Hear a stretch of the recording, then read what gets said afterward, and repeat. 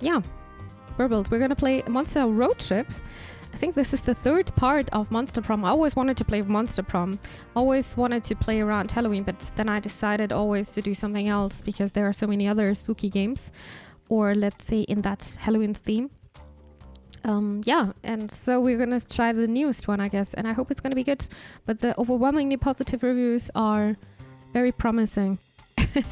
On Steam it is saying, embark on a road trip like no other in this co-op narrative survival adventure. Visit fun locations, meet wacky characters and manage your resources wisely. And yes, you can still date some hot monster with a winky face, by the way. And the tags are comedy, visual novel, multiplayer and LGBTQ+. And we'll see about the co-op because I'm not going to play this game in co-op, and we'll see how much of how funny it is to play this game just by playing on your own. But I don't have another option now, so we're going to just do that. Apparently this is less date focused. Yeah, interesting. That means we're still going to try out the other Monster Prom games. I always wanted to, actually. And I think the first one is on sale right now. It's for $3.50 or something. I will check this out later. But there's also another Steam sale going. It's called Steam Scream Sale. Spooky games. I will see. So yeah, here we are.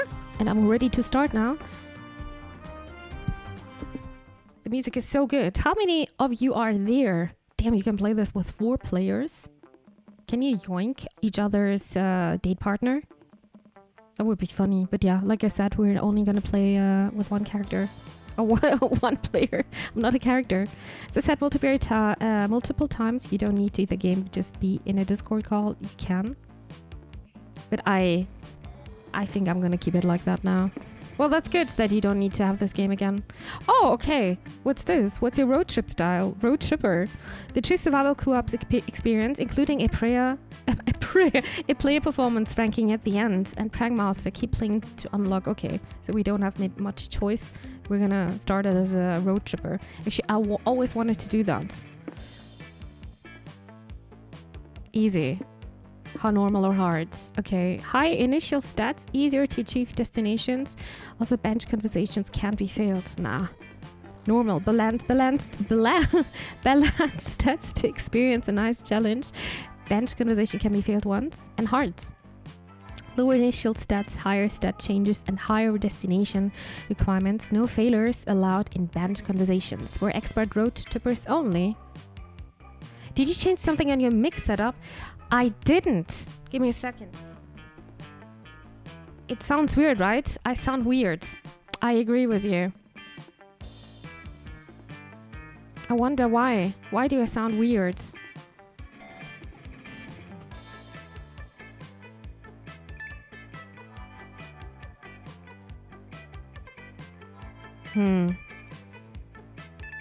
My plugins are working though. Test. Weird would not be the term I'd use. What would you use? For me, it sounds like I'm having too much compressor. Hi, Pan. Hello there. Welcome to the stream. Different than usual. Well, I'm using another microphone, but it shouldn't be that different. Interesting that you can hear this. I'm using the SM58. It's not the SM7B. It's the singing microphone, but I didn't change anything with the plugins. Nah, it's not the new microphone, it's my alternative microphone actually. Interesting that you can hear this out. So far it was only Des who could hear this out, but I didn't change anything with the settings.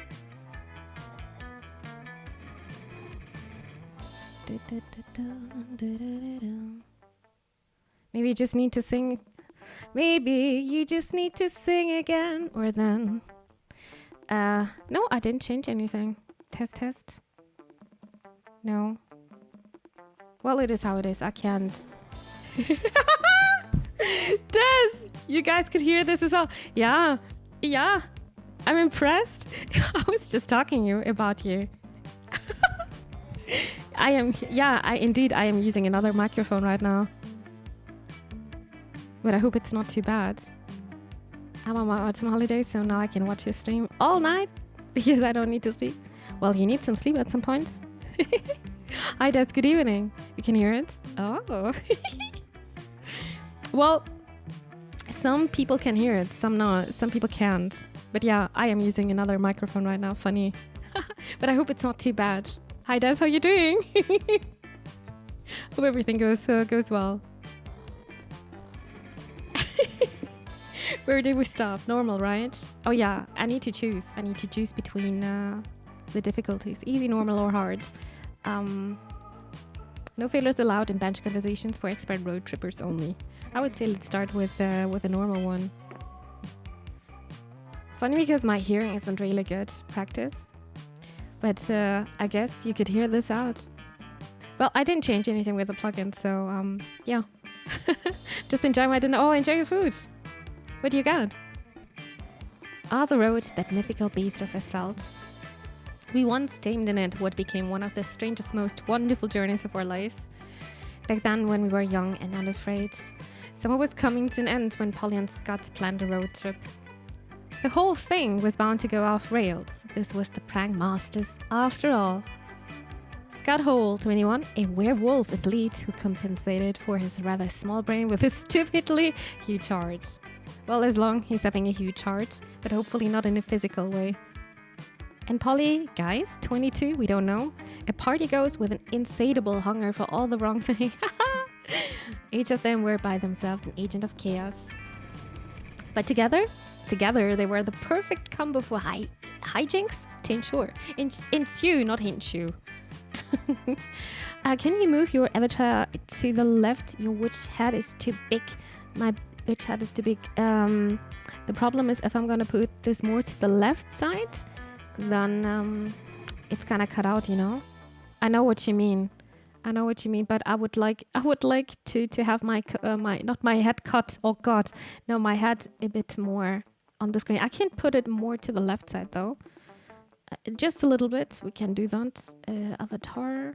You can see there's that's just a little bit of millimeter work. Okay, that's the maximum, I guess. This way, like this. It's a bit better, right? Keep your head. I think it's important. I think so as well. I need my brain a bit. Oh, but this is better. Thank you for the feedback. All right. Who in their right mind would have agreed to join them on such a trip? We can read perfect. Who are you? I am. Oh, I need to decide between the avatars. Her hair is great. Are those fries? I see some fries. Oh, I like this hairstyle. Damn, fire hair. You got the DLC characters? Yes, I get them as well. Hey, I'm prepared. I forgot their names though. I think one was called Juan. I forgot the other names again. Oh my God, too many tentacles. Oh, that's sweet. Wait, is this a bird? Kinda, right? I'm gonna be the bird, I think. Slice of salmon, potatoes, mushroom gravy, carrots, Brussels sprouts, spinach, onions, and water. Ooh, damn, that sounds like really nice dinner. I had some scalloped potatoes actually with some salmon tonight. That was also very nice. It's one of my favorite food. Names are important. You can rename them anyway because it's you after all. Yeah. But oh, that's Hazel. Ah, cinnamon custom name. It's gonna be Mimi.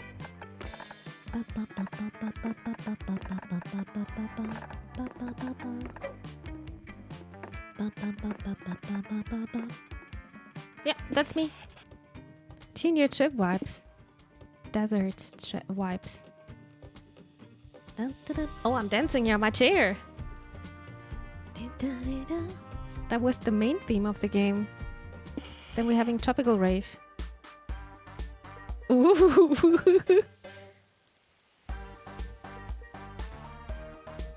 Oh no, that's gonna be hard to decide today. Oh damn. You played 80 hours of Terraria last week? Damn. I mean, that game is providing just so much. So that was Tropical Wave. Then we have Lo-Fi Beats. I like this one as well. with a little banjo. Yesterday I completed one of the 2 achievements in Black Mesa I've been doing. Doing the other one is gonna be literally hell. Oh god, Pan, why are you doing this to you? Pan! You could play other games instead. I definitely know I'm not gonna do that. Miami Vice. There is also Surf Rock.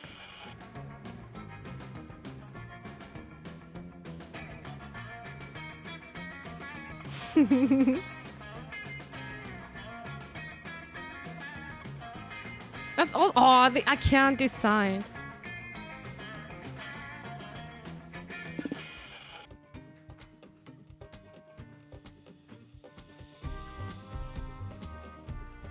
I just like this traditional songs a lot as well. Ah, damn it. Because Half-Life, yeah, I understand that. How many hours do you have on Steam now with Half-Life? I'm gonna take the desert vibes, by the way. Was the road trip a dangerous idea? Yes. Was it poorly planned? Yes. Oh god. Did we do it anyway? Fuck yes. For in the end, we were young and unafraid. And we were ready to start. Reminds me of Pulp Fiction of Surf Rock. I was thinking the whole time it was reminding me of a movie. Maybe it was actually Pulp Fiction. I really want to see that movie again. All right. On top right, there are some stats here. Hype, magic, minds, money. I was about to say honey, soul, and stamina. So we can decide if we want to go to the fancy motel or to the biker bar. For the discerning overnight guests, full throttle in a bottle. I don't know what this means. Oh, hype. It's gonna give us hype, money, and minus money. Oh, what's this? What's gonna happen? Unknown. I'm not a risky person actually. You get in Half-Life 1 53 hours, in Half-Life 2 87. Oof, that's a lot. Hi, Doobie. Any warm monsters in this area? Probably. Hi, Jared. Welcome to the stream. I think I swallowed a mosquito. Remember to suppress your gag reflex, Scott.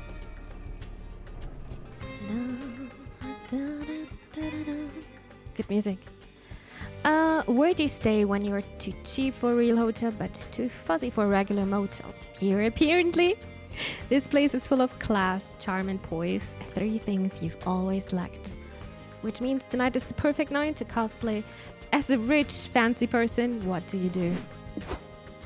Polly, I've been meaning to ask you, how do you road trip? There's no shame in asking, Scott. Let me explain. All of us will share 6 essential resources and we need to manage them wisely to keep this road trip afloat. And that's why we're having this here. Oof, okay. So we need to be careful because the choices we make during the trip can affect these resources. And if one of them depletes completely, we can kiss this road trip goodbye. Oh god, I'm gonna fail this. I get it. So our goal is to avoid running out of any resource and keep road tripping forever. Damn, Scott is a hottie. You just like the tall guys, I think. The tall and strong guys. It was the same with, what was his name again in A Plague Tale? I forgot his name again. The guy who died. We'll see. We're gonna date a lot of people, I think. Hopefully. She looks interesting though. Yeah, a ghost girl. No. The goal is to reach one of the 6 destinations every road trip leads to. I have this travel guide that explains how each destination requires us to hoard a different resource. Arnaud. Oh, it was Arnaud. Of course it was Arnaud. My boy. How could I forget your sweetheart? You can check SAT guide whenever you want. Click on the destination tab to the right or press E on the keyboard or it'll be in the controller. There you'll find the requirements to reach a destination and win the game. Enough exposition? Narrator voice inside our heads. We get it. Keyboard resources far above 0 and hoard enough of one resource to reach a destination. Let's go! Alright. Prank call the front desk. Guess which resource you will gain and which you'll lose. Visit the bar. Explore the amenities. I don't want to do the prank. I'm just gonna visit the bar first.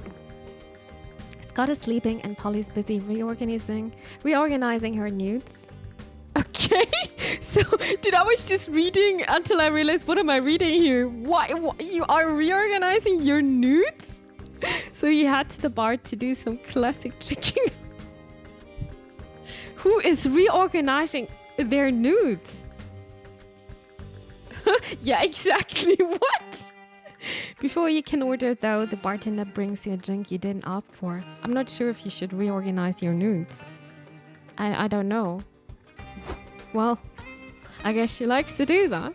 The guy sitting at table 3 ordered this to you. Oh, he said to tell you that my wife really digs your wife. Do what they would do with that, what you will. What a weird sentence. No nudes allowed. Send noodles. Considering she's a ghost, those nudes are just photographs of of walls. You're right. My wife really digs your wife. You check out the couple. They're a couple of hot silver foxes. You drink your drink and get up to say hi when another drink is delivered to you. What does the couple want from me, though? I got a bad feeling. Okay. Hey again. This one's from the Warlock at table 2. Ooh, damn, we're hotties here, huh? I'm getting so many drinks. It says, your eyes hold the magical secrets to the universe. Pickup lines just get weirder and weirder these days. But it was a Warlock. I'm interested. You check out the Warlock while you drink this drink. His shadowy eyes are mind-bending and a bit crazed, but that only seems to draw you in more. It's a tough choice between him and the swingers. So they are swingers! I had a feeling. But, alright, Mrs. Popular. This one's from the gang of mercenaries that... Dude, I'm getting so many drinks! I was too scared to ask if they had a message for you. Oh, you got the message all right. Those mercenaries are armed to the teeth with lots of scars and rippling muzzles. Mark you down as scared and horny. Poor waiter. Yep. You'd happily try your luck with everyone if you could. The spirit is willing, but alas, the flesh is weak and kind of tipsy after 3 drinks. Damn, we actually drink everything here or what? I granted the Supreme Helper Minion achievement on Terraria that took hacking 3 days. I'm not even sure if I got this achievement. Is it one of the new ones? Need to check this out. I had 100% in this game once. And then they decided to do more updates. You decide to sit with... Oh, should we take the sexy swingers, the wild-eyed warlock, or the menacing mercenaries? Kind of want to take the sexy swinger. I want to do that. I don't want to do that. I want to talk to them. I want to see what they're talking about. Maybe they're not. I didn't say anything. Ah, man, chat. The couple is very happy you've decided to sit with them. They both start playing footsie with you under the table. Wow, this is going very fast here. 200 fishing quests. I did this one. That's actually very chill. I like this one. Pick your poison for today. Do you have a favorite drink, Des? I like to drink cocktails, but you can give me always the virgin ones. So I don't mind. I actually don't like the taste of alcohol. I simply adore your outfit, says the woman. It screams, I want a strange couple to proposition me for a night of carnal pleasure. So they are swingers. Thanks, that's exactly what I requested from the seamstress. Oh my god, what am I playing tonight? This sort of our hobby, explains the man. We're exceedingly wealthy and have several mansions we could be vacationing in. What are you dressing like, Miss Mimi? I don't know. I'm wearing some jogging pants right now. And I'm sitting here with a tank top, so I'm not sure. It's just completely, I don't know. I am feeling comfy clothes. Frankly, I don't know, but I prefer light beer though, yeah. No, I don't like complicated things either, but I just don't like beer, that's the thing. But occasionally we prefer to slum it at a fancy motel and find a third at the bar. Okay, what did I do? Can I go back again? It's not chill if you don't do anything else than grind it. Yeah, you can just watch something, right? You can just watch something, you can chat with people and do a bit of fishing. For me, it's very chill. We're also fond of yacht circles, jokes, and weird important Imported porn, the woman laughs. Okay. Where have these two been all your life? What am I doing here? So, stranger, are you interested in cavorting with us in a luscious, decadent vernacle between three consenting socialities? What? Oh, sorry, I forgot you don't speak rich. I'm asking if you want to have sex with us. Oh, yeah, definitely. You have a wild night with these two. So wild that you lose 2 stamina and gain 2 height. What? Okay, I thought there was gonna be more conversation. Hey, like, hey, you wanna do that? No, I'm having an amazing night, obviously. Okay, Mimi is having less stamina now. Oof, that was a long night.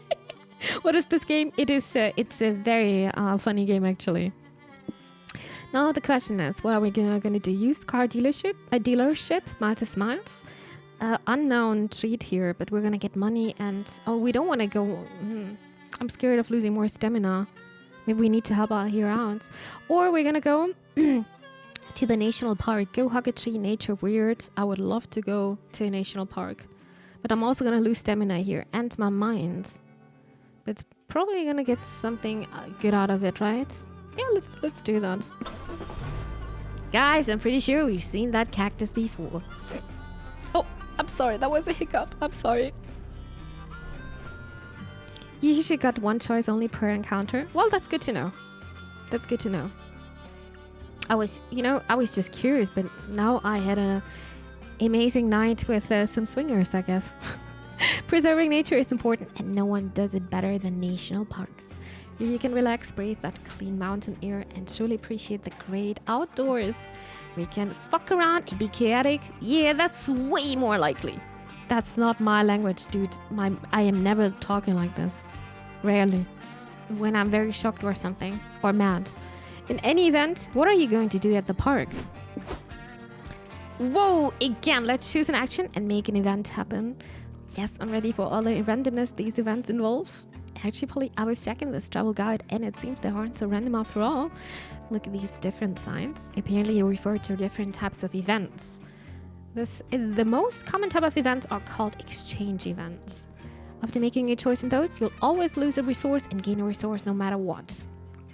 The trick is making the right choice, since that'll decide which resources are gained and lost. But if there is a resource sign next to the event type sign, that's called a known resource. It means that resource is guaranteed to be affected no matter what our choice is. If the sign is positive, then the resource is guaranteed to be gained. If it's negative, then you know you'll lose it, like we did with stamina right now. Like, for example, if we see an action with this sign, we know we'll lose money.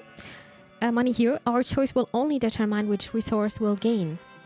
That's not so bad. If we know losing or gaining a resource is unavoidable, we could be strategic about it, of course. This all sounds very useful, but also like too much pressure for a fan-favorite Polly to keep track of. Mimi, can we leave these decisions to you? Thanks! Okay. So yeah. This is what we figured out earlier. So we can pick up some mushrooms. We can look for cryptids, whatever this is, or go hiking. We're gonna lose stamina. I'm curious what's gonna happen here. We're gonna lose something here, though. I don't like beer, but I would have a beer with you. Oh, thuggy. Cryptids are things like AT and stuff. What is AT? I don't even know. Animals that are not proven to exist. Ah, okay. Okay. Thank you, Samne. Yeti. Okay. Like Nessie, right? And please don't tell me Nessie's existing. Nobody saw Nessie. You're about 30 minutes into your hike and Scott apparently can't take it anymore. Man, I'm starving. Isn't there anything to eat in this lush, beautiful forest? Oh, hello, friends. It's good to see you, but you should be wary. I can hear the growling of some great beast somewhere on the trail. Hey, Miss Man, don't worry, that's just my stomach. I haven't seen a burger restaurant on this trail yet, and I'm getting pretty hungry. Oh, well, I don't know about burgers, but I know a great natural food resource nearby if you need a snack. So that's probably the mushroom, right? It's probably gonna be the mushroom. The problem is, are they gonna be dangerous for us? Oh, the Loch Ness monster is the lake nearby city, yeah? Loch Ness. Nessie. Moss leads you to a fallen tree covered with mushrooms. Of course, it's just like Bigfoot. Sure thing. Behold, my friends, fungus vivi. They're succulent, they are savory. They were alive? Of course we're alive. Giggle the sentient mushrooms. We're the sweetest parasitic fungi in the whole forest. I'm talking to a mushroom here? Interesting. You guys seem gullible. I mean, nice. You should inhale our spores so we can live in your brains and be best friends forever. Oh god, no. No thanks. I bet those spores would taste great with some salted onions and shies and though. But isn't eating something that's sentient and still alive kind of wrong? It definitely is, say the shrooms. It'd be much more humane to let us germinate in your brains. I don't know. What do you think, Mimi? Should we inhale the spores or eat the mushrooms? How about neither? Nope. You should know the rules by now. Boo. Pick a wacky outcome and suffer the consequences. We eating or inhaling? Eating, right? I don't want to inhale that. No. You know what they say when you live with a mushroom parasiting your parasitising your brain, you are never truly alone. The shrooms want to live rent-free in your brain, but you want them to live rent-free in the risotto you're having for dinner tonight. Fuck him. Dominic, you would hate that, right? We're gonna have some nice mushrooms risotto though. So Bigfoot last week, we had a chat together and bought a Pepsi from the store. Goodbye. Nice. How is he? Excellent choice. Fungus vivis, natural smoky flavor pairs wonderful with a good risotto. Actually never made risotto on my own. No, I never did this. Sounds complicated. With lots of processes between. I think you always need to put water inside. Or was it white wine? Yeah, as you can see, I never did this on my own. No, please don't eat us. We can't stand the agony of being eaten. Well, you should have thought about that before you decided to be so delicious. Y'all pick some mushrooms to cook later. You go ahead and snack on some of them, now gaining 2 stamina and listening to their screams. Okay. Oh god, the endless pain. No, the stomach as it burns my cruel world alive. Oh fuck yeah, eat me. Shouldn't this mushroom be screaming, don't eat me? Oh, I can't do that. Oh, no, don't eat me. Don't put me in your big moist mouth and devour me whole, you beautiful pile of flesh. This is weird. Mimi, what's that on the ground next to you where I picked this weird mushroom? You check. It's a teeny tiny pornographic design filled with what fetish art? War fetish art. Yep, should have known this was a kink thing, but fuck it. I guess I content this down the hatch. I'm happy I'm full now, but I still feel like eating those mushrooms was a mean thing to do. Well, I guess they were enjoying it. That sounds so wrong. Don't worry, Scott. We fulfilled that one weird mushroom sexual fantasy, so this was actually a good deed. I'm too innocent for this. Maybe. Yeah. I'm a bit scared. Okay, that's a relief. You're content to let Scott be happy, but you know better. You lose 2 soul for warring the sentient bash mushroom, you kinky you kinky F. Okay. Language, guys. Okay, a Doom's Diner. Order something if you dare. We lost our soul a bit, right? Yeah. Everything is plus, so that's good. We don't know what this is. I'm gonna go to a diner, I guess. Order something if you dare. Or the future is the gas station, the transportation of the future today. Here we read the dialogue is equal to an actual fever dream. It's actually weird that I'm talking like this, right? Yeah, it's a bit weird, also for me. Well, why has the car stopped? Well, I'm getting dizzy watching resources go up and down. Yeah, man, is it even possible to know what we're losing or gaining beforehand? dang, we're doomed. Put something on the radio. We may fuck up this road trip, but at least we'll fuck it up while having some fun. Okay. Welcome to our humble radio show, where our guests give narratively convenient road trip tips. Today we have road trip survivors Cormac S. Thompson and Hunter McCarthy. Guys, what can you share with our audience? Let me start by saying that the number one cause of road trip related death is not properly understanding how to manage resources. Ah, yes, the dreaded 6 most unexperienced road trippers think they be having arbitrary ways, but that simply is not true. When you're making choices on the road, you have to look for little cues to infer what resource you'll be losing or gaining. Money might be the easiest one. Are you buying or renting something? Money down. Hiring someone? Money down. Doing a job or selling something? Money up. But beware, sometimes the solution doesn't obviously involve buying something, but it involves using expensive stuff you may need to rent or buy. And what about magic? The mysterious substance that fuels our cars? Magic is tricky because sometimes you'll need to use it for spells, summonings, and curses, but that will mean lowering your magic and risking the empty fuel tank. Okay. And getting magic up can be quite hard. You could find a gas station, or you may need to resort to performing sacrifices or colluding with strange, powerful entities. You know, classic road trip stuff. Our time is up, fellas. Let's discuss the other resources in future episodes of everyone's favorite radio show, Convenient Exposition. Applause. Wow, that was stupidly convenient. Scott, did you take notes? Nope. Well, I hope we meet it at least. Otherwise, we're truly fucked, and not in the good way. Okay. What do you mean? Sounds like you should Mimi talk to me? Absolutely. Absolutely. You read about this diner in a listicle of the top 10 most cursed restaurants you should never ever visit. And why are we here then? Obviously you took that as a challenge. Seriously, after all the dark magic you've messed with over the years, you think you can handle a diner. So now that you are here, what do you do? Use the jukebox? Everything is good here.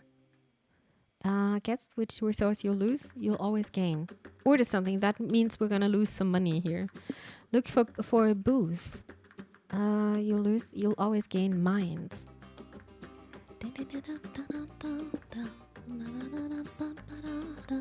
Hype.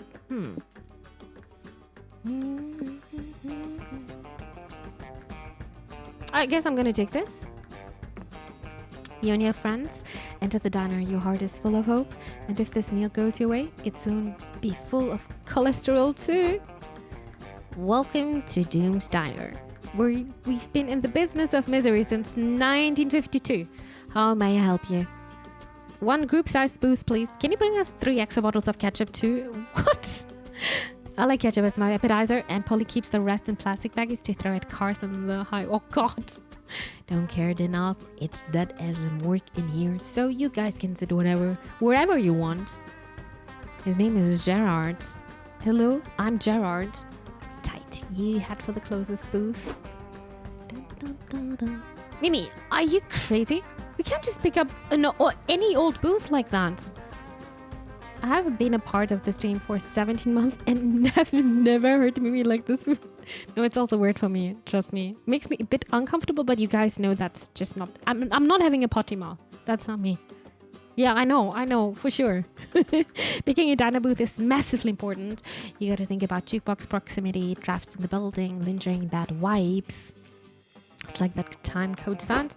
If you ever find yourself in someone else's flashback, make sure to be of assistance by providing a wise and useful piece of advice.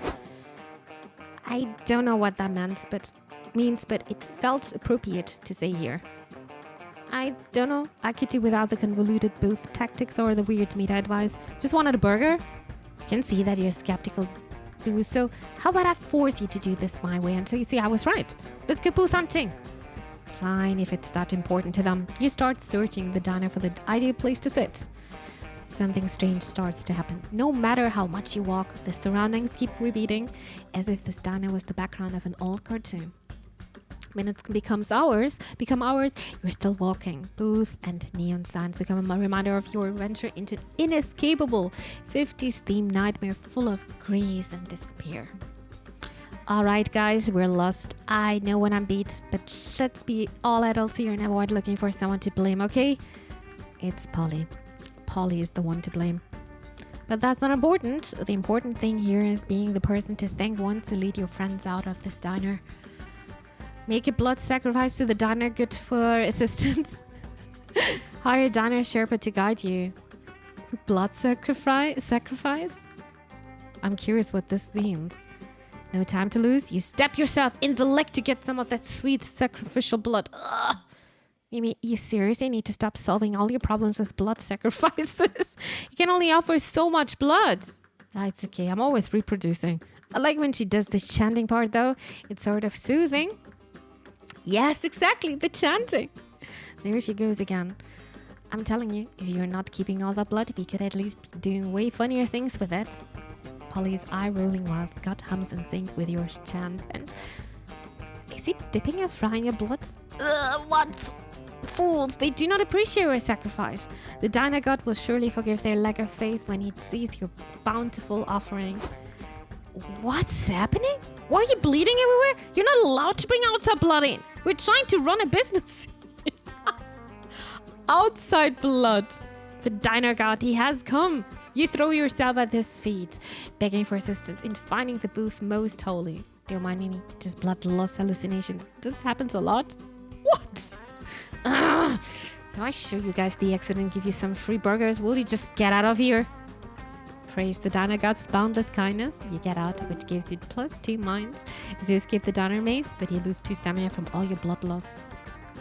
Out. Well, we got some burgers though. Alrighty. We could go to the Roadside Wig Museum, a museum full of capillary wonders. And there is an unknown, a logo here. Hype and money. Or we could go this way, fortune teller. Foresee this location in your future.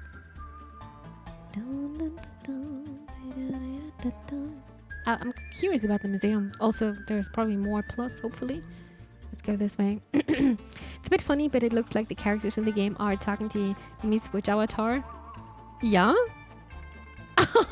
I need to check this out, actually. Didn't even think about that. And that's why Cars 3 is the best one. I never saw that way.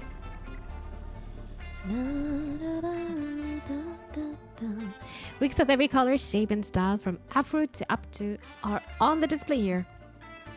You never knew there was such a rich history to artificial hair. There are plenty of things to check out at the museum. You decide to check out the exhibition, attend the kids tour, or visit the gift shop. But we're gonna lose money then, right? I'm curious what's gonna happen here. I would like to check it out. Maybe we can yoink a wig or something. Am I already thinking of yoinking something from the from the museum, I guess. You, Polly and Scott, enjoy wandering around the magical wigs for the fabulous exhibition for all of your 4 minutes. Okay, I'm tired of staring at these wigs. Let's try someone. Please do not try on the wigs, ma'am, says an employee, or I'll be forced to call security. If we can't try them on, can we at least eat them? I'm hungry and the big powder wigs look like cotton candy. Didn't you just eat something? If you eat the wigs, I'll definitely need to call security. What about this wig here? The sign says it has arcane powers incomprehensible to any mortal. I'm not mortal anymore. Let me comprehend them. Her eyes change completely. The employee sighs and clicks a button on his pocket. In his pocket, and you all are forcibly carried to the next room by security guards. This sucks. Mimi, how the hell are we supposed to have fun here if you can't touch stuff, eat stuff, or fuck around with forbidden magic? Great question. You don't know much about having fun at a museum yourself, but you know a lot bothering people who want to be left alone. Was this a horse in the song? Like, I think there was a horse in the background. You look around the exhibition and decide who to pester for your entire entertainment. Now there's the decision. This curious fellow who seems to be really into wigs, or this dandy suave gentleman who looks quite heisty. This guy is looking like he's having more fun though. Right?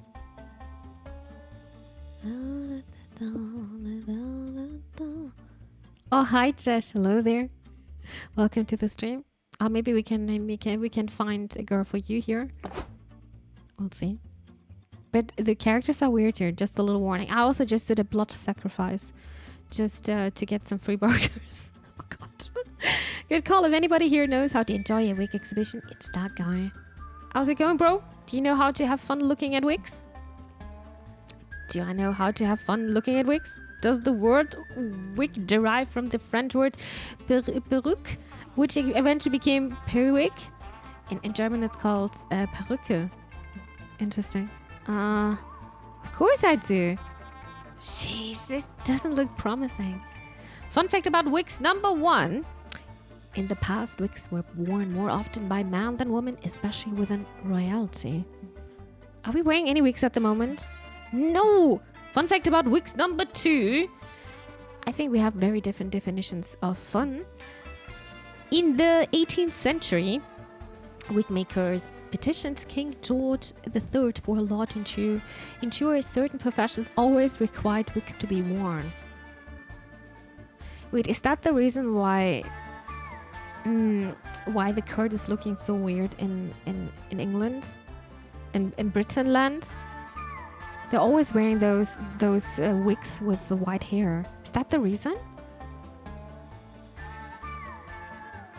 Why are they doing this? They're probably not doing this for fun, right? Embark started downloading Fallout 3. Oh yeah, that sounds good. That sounds really good. I hope you're enjoying this game, Pan. And welcome back. King George denied the petition, though. We don't stand King George III in this house. For the swag? For the swag? Oh yeah. Josh, I found the perfect game for you. The Last Hero of Nostalgia is super fun, dude. Yeah, I suggested this game to Newbie. And then I was thinking about maybe I should also tag Josh trying out this game. It seems like a really fun game. Polywigs don't seem so cool anymore. Surprise wig activity. Let's each share 3 professions that should have required wigs to be worn if King George III had accepted the petition. Can we do something else? Wrong answer. The right answer was plumbers, ninjas, and the president. Dang, I can feel that -2 hype leaking out of my pores. This always happens. I must admit, I'm not good with people. I wish there was a cool magical wig that covered my baldness of my social skills. It's okay, boring wig person. It wasn't that bad. We still got 2 minds for all those non-fun wig facts. Yeah, thanks for that. We're gonna leave now though, because literally anyone would be more fun than this. Have a good day. Sitting in the traffic jam? I'm not sure. Yumi's turn. Finally a place to rest. Even the spectral booty needs to do some sitting after so much shaking. The guide says there are several rest stops like this one. We should be able to reach one like once a week after visiting 4 locations or so.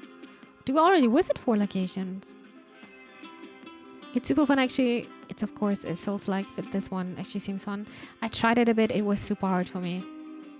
I guess I'm not the person who likes to block and who likes to dodge and stuff like that and roll around. Yeah. I tried it a bit. It was super hard. And then I was thinking, yeah, maybe Newbie would like it. That sounds good. Let's go chill on those benches, Scott. As your friends leave, you realize you don't want to rest because you're utterly addicted to making choices all the time. And this rest stops is no different. Don't worry, streamer, you'll love it one day. Maybe.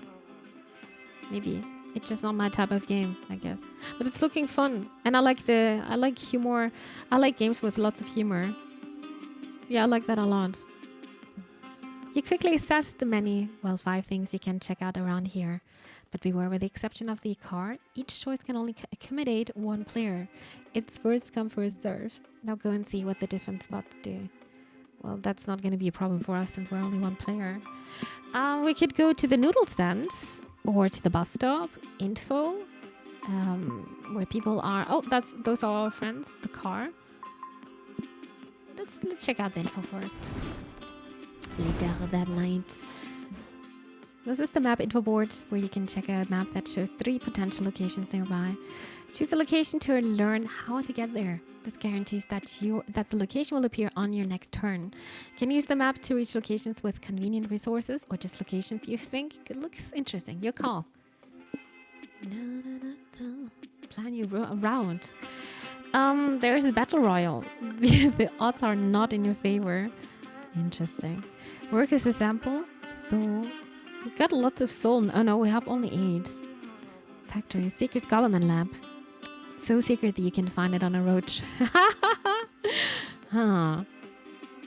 That sounds good. Interesting. Maybe it's like Half-Life fish or something. Damn, 25. Just magically left my wallet. Damn, that was very fast convincing, Dash. Then I hope you will like this game as well. Let me know what you think of it. Yeah, exactly. I'm also curious. Destination progress. In the road. In the lead, not in the road.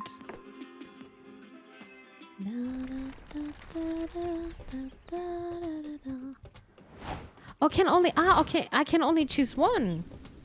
Okay, oh, never mind. Like they said. That's another diner here. A wedding? I know pronounce you wedding crashers. Pancake diner. How much pancake can you take? Yum yum yum. Stamina. But we have still a bit.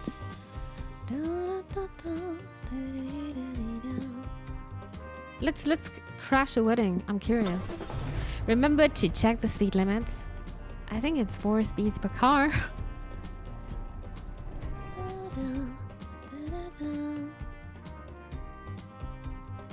Ah, weddings, the union of 2 or more soulmates, pledging life and love to each other for the rest of their days. If you believe in that true love stuff, if not, at least the weddings are a fun place to dress fancy and get drunk. And get some good food, to be honest. They're also fun to crash, which is what you're doing now. So what do you want to do now that you're here? Hey, wait a second. That event type sign looks new. Oh, yeah, according to the travel guide, that sign means this is guaranteed event. Guaranteed event. They work a lot like exchange events. We always lose and gain equal amounts of resources, and we have to guess which resources are tied to each option. I see. The main difference is the amount of resources that are affected by each option differ. They can be affected a bit, some, or a fucking lot. Scott, you never swear. That's how the travel guide phrased it. Dang, so what this foul-mouthed travel guide basically says is that we can choose to play it safe or go bonkers. You already know what Mama would choose, Mimi. Mama? But this one is up to you. Boo, go for it. So talk to the runaway bride. Guess which resource you'll gain and which you'll lose. Each of the 3 options will affect any resource either a bit, somewhat, or a lot. Speak now or forever hold your peace. Catch the bridal bouquet. I did this once. But nothing happened after. We don't know what's gonna happen here. Talk to the run. I'm curious. Speak now or forever hold your peace. You each have your own approach to sneaking into the wedding. Polly phases through the wall. You use your trusty plot armor to get into whatever wacky situation you want. Scott wears a lampshade and pretends to be the furniture in the back of the room. You're pretty sure security just doesn't have to be hard to throw him out. You watch the ceremony. It's normal and boring until the preacher says, if anyone objects to this union, speak now or forever hold your peace. Them spanking words. I object. What? Why? Who even are you? I'm Pippin, Pussin, Poppin, Dippin, Dopolus, professional wedding objector. I'm a pro at spotting a doomed couple, and these newlyweds really take the care. Object 2, I'm a lamp, and I don't think it's fair that furniture can't legally marry. I'm gonna keep objecting until this injustice is fixed. Object, object, object. Scott, this is a wedding, not a courtroom. It's not the same kind of objection. Who's count? I'm not gonna stop objecting until the household object's love is recognized in a court of law. Object! Object! Noise tuned to character. Mimi, can you distract everyone with an objection while I snap him out of it? The pressure's on now. Why do you object to this union? How far will you go with this prank? Oh, marriage is a scam. You know what isn't a scam? Investing in your 40L key at an early age. The open bar has been out of limes for like an hour. We can't continue the ceremony with this pressing problem is resolved. Beware, that is not your fiancé. It's his evil twin. His son, Goatee, isn't a bold-fashioned statement, but an undeniable proof of evil. I'm gonna take this, dude. Wait, this is just one arrow, 2 and 3. I'm gonna take this. You really think I'm evil just because I grew a goatee?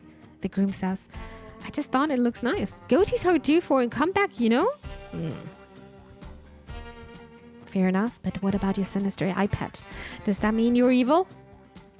Wow, so now everyone who wears an eye patch has to be evil? Do you realize how fucked up you sound? It's true that the evidence is circumstantial, says the best man, but it's worth noting that the groom's parents did have twin boys, Richard and evil Richard. Richard and evil Richard. Goatee's a sure sign. Absolutely. Really? That's pretty addicting. Are you actual evil Richard?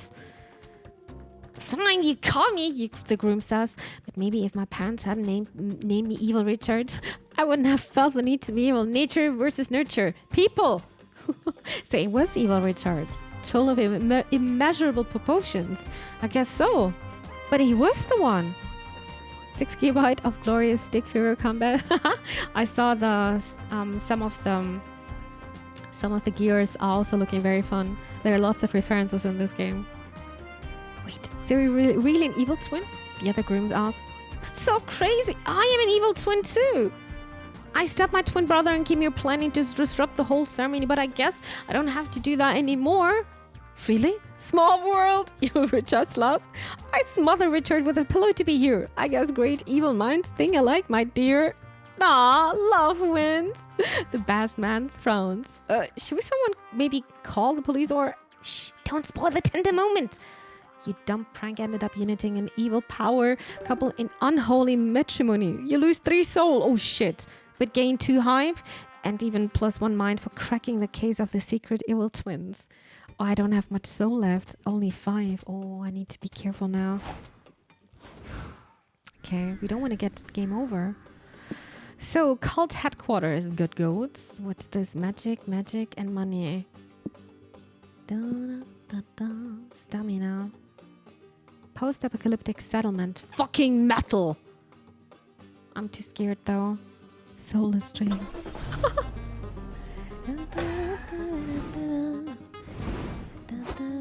Hey Polly, look what time is it? It is? Oh fuck you, put the radio on Mimi. Welcome back to Convenient Explosions, the radio show where our guests give narratively convenient road trip tips. Mr. Thompson, Mr. McCarthy, what can you tell us about the mysterious resource known as stamina? Ah, stamina. The fuel for our bodies, yum. Getting stamina up is simple. Eat stuff, stay hydrated, get some rest. This is important since artist activities such as exercising or having intercourse will eat up your stamina. Yep, it happened. Throwing your food away or using it in ways that don't involve eating it will also lower your stamina. Cormac, something you said about stamina reminded me of mind. It takes an experienced road tripper to differentiate how resting raises your stamina, but relaxing raises your mind. You're spot on, Hunter. A strong, relaxed mind can save you from succumbing to road madness. What to do this day, I suspect is an ancient deity preying on mortal sight. Relaxing and finding enlightenment will keep your mind up, and so will strengthening your brain by learning new things. But if you overtax your brain, you may eventually risk lowering your mind. Anything that strains your brain can result in mind loss, from trying to comprehend the incomprehensible to getting in anxiety-inducing situations. You betcha, says the radio host, even thinking a lot for too long, like myself after this very edifying rumination, which is why we'll stop this episode right here.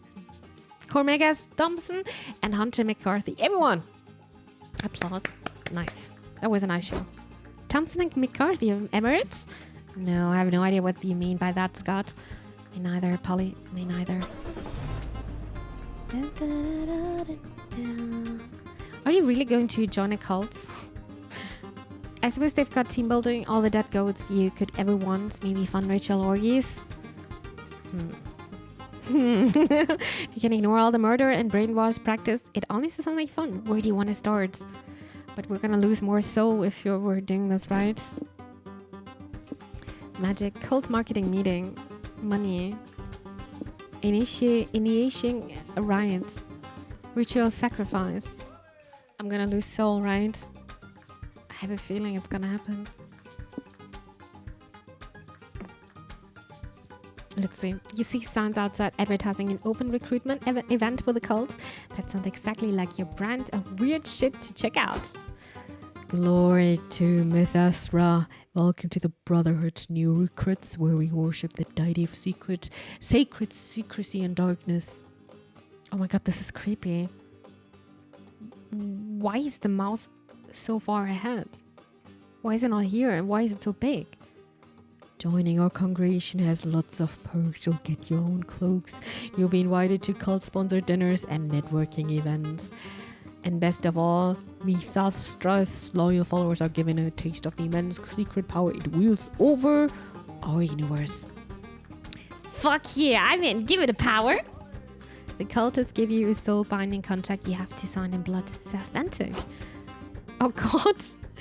Yay, new outfits. This will be the perfect look for when I'm blasting motherfuckers with Mithastra's secret magic. Oops, you must not have read the fine print. You can't access Mithastra's power until you're promoted to acolytes. Right now you're still unpaid initiates. But don't worry, you just have to prove to yourselves to the dark deity at your performance review in 6 months. In 6 months? My own cloak, you say? Count me in, dude! Oh my god, something. They just need to offer you a cloak and you're in? I'm not judging. For now, here's a shovel. Here's a shovel. The goat pants needs to be cleaned. Have fun and glory to Mithastra. Over the next few days, you're tasked with cleaning goat pants, getting coffee, washing the cloaks. Who knew being a dark magic worshipping cultist would involve so much drudgery? Guys, I can't take it anymore. I'll be damned. Literally, if I'm gonna clean up one more goat turd, forget the performance review. There's gonna be a way to get our power, all things secret and hidden right now. Sweeten the cultists' hearts by bringing them the best coffee ever using your trademark secret blend. Shh. Don't give into the temptation of cult gossiping. Show your worshippers you really know how to keep a secret. I count assigned. You really know how to keep a secret. I'm gonna do this. The next time you're going on a coffee run, you keep your mouth shut and your ears open. You run into Brother Kenny on your way. Hey Mimi, glory to Mithastra and all that. Listen, can you keep a secret? You know Brother Lenny, right? Well, I'm having an affair with his wife. There, I said it. The secret was killing me, but I guess I can trust the total stranger that I just met. Anyway, see you around. Oh, hey Mithastra. Why are you saying this to me? Later, when you're alphabetizing the holy text, Brother Lenny approaches you. Hey Mimi, how's it going? If you promise not to spread it around, can I tell you something juicy? I've never liked Brother Kenny. Something about him rubs me the wrong way. So last night, I stole his kidney while he slept and fed it to his least favorite goat. What the hell am I reading here? Hey, what you looking at me like that for? Don't join me. Even cultists have the right to have fun. He yoinked a kidney. Even later, while you were scrubbing bloodstains off the sacrificial altar, brothers Kenny and Lenny run into each other. Hey Lenny, how's your wife? She's fine, say Kenny. You look tired. How have you been having headaches, nausea or severe abdominal pain? Maybe you should spend the day relaxing with the goats. Not to do much physical activity. Don't worry about me. I'm plenty healthy and I recently did a lot of physical activity. It was really good. Physical activity, I see. What's going on? There are too many hairs in here. You guys are being super cryptic. If someone here knows that what's really going on, now would be a super amazing time to spill the beans. Everyone looks at you and you look right back silently. You're a devotee of Mithastra now, no matter how much hype you lose by keeping your lips sealed. I mean, they can do whatever they want as long as they're not doing it to me. Seriously, I didn't know being in a cult that worships secret keeping would mean people keep secrets from me. But brothers Lenny and Kenny both nod approvingly at you. You can feel it as an extension of Mithastra's own approval. You gain +2 magic. I see. That was weird. That was weird though. Wait, we can also go back again, it seems like. Shopping mall. Hanging in the shopping malls. The 80s are back again. Back, baby. I could just sing the song again.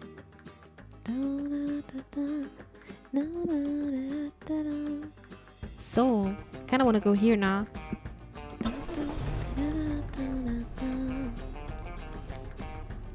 That is a plane.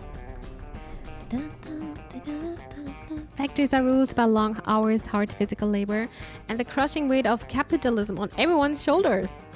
It's obviously the perfect place for you to have fun. And cause a little chaos. There are rows upon rows of conveyor belts staffed by workers assembling something. How do you participate? Test the product, seize the means of production, would give us some soul, or work a machine. I'm gonna take this one. I don't want to have 5 soul.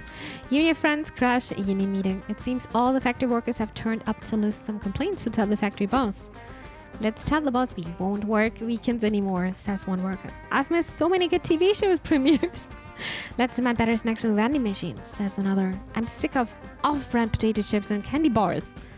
Tell the boss man that we won't come back to work until my wife lets me get another cat, says a third. It's totally unfair that I can't have more cats. I don't think his boss can do anything about that, though. Well, he just wants to have a cat. Another one. Oh, come on. Tell that mean boss when you demand a raise of plus doggy treats an hour. That dude is right. I knew you were going to say something now. I just knew it. Tell the boss you're not working another minute until he gives you a 6-month vacation twice a year. Nice. That means no working anymore. With your demands decided, you all storm the boss's office, breaking down the door, and find no one inside. Whoa, where's the boss? They ask. Could it be that we've never even had a boss?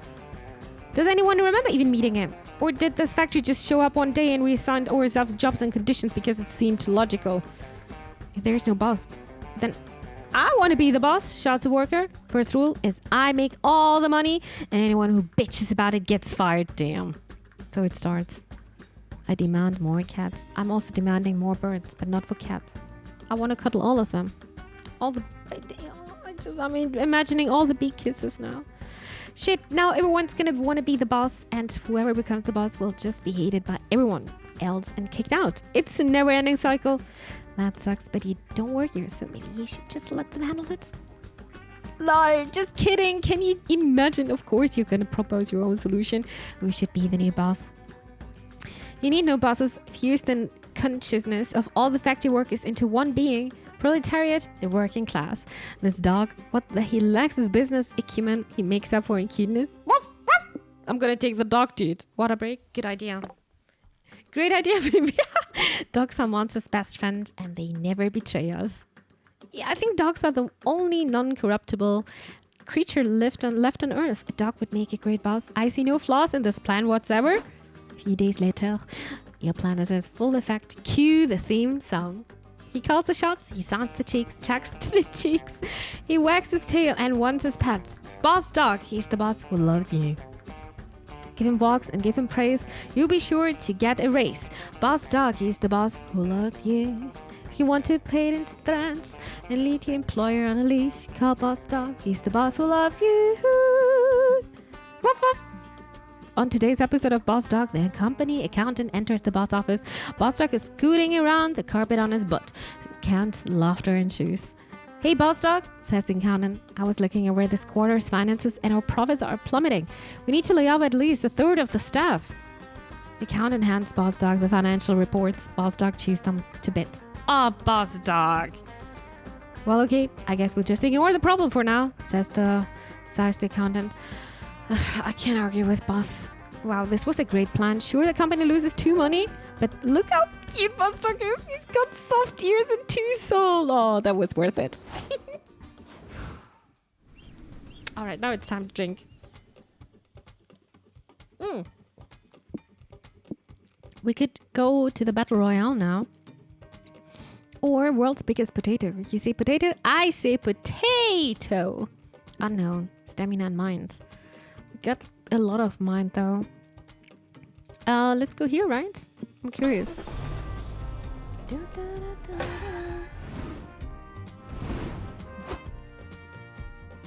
Scott, fuck! Turn the radio on. Convenient expression has started already. We can't miss it. Roger.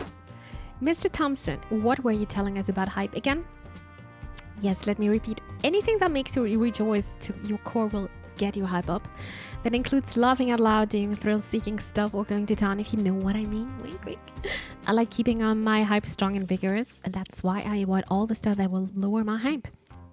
Like doing boring stuff, mingling with dull or annoying people, or choosing mundane solutions over epic ones. Amen! Speaking of boring stuff, you know what else is boring? Being a good person. But sometimes you need to be if you want to give your soul up. Well, I don't think it's annoying to be a good person. Actually, it's giving me a good feeling. Yeah, why do we need to have souls anyway? Beats me. At least soul is quite easy to manage. Doing good deeds, soul up. Being your worst self, soul down. So remember, kids, don't underestimate the power of helping strangers while you're on the road. You gotta keep your soul healthy and clean. Amazingly simple. Amazing. Simple, amazing. Your tips have been extremely helpful and incredibly expositive. You've provided a great tutorial for anyone who aims to have a successful road trip. Cormac S. Something and Hunter McCarthy. Everyone! Applause. Wait, I need to put my glass away. Wow, Polly, I think I've grown as a person. Yeah, Cormac S. Thompson and Hunter McCarthy are part of the family from now on. A toast to convenient exposure. Hooray!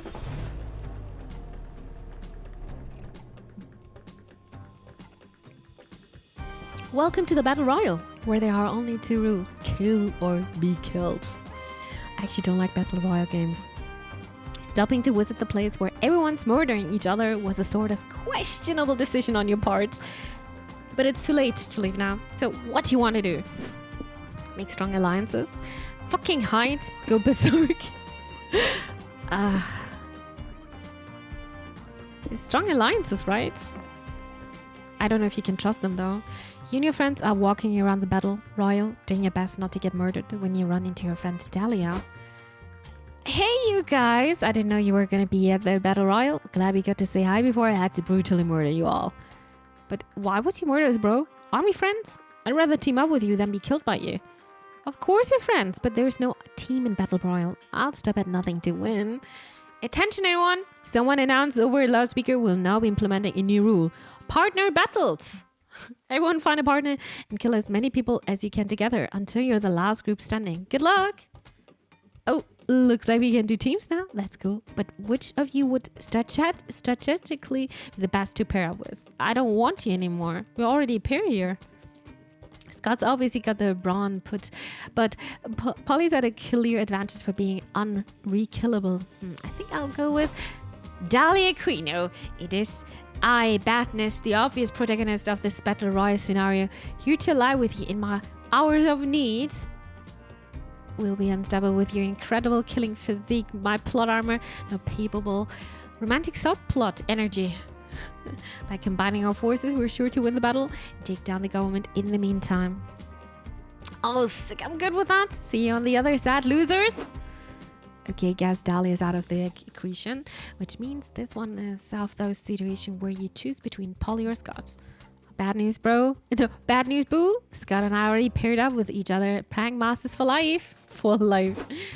Great. Time to get desperate. You see 2 lone people still searching for someone. Snake one of them quick. Oh, I need to decide now. The jolly guy who seems to spend a fuck ton on cosmetics. Someone who has invested so much into this bullshit probably knows a thing or two.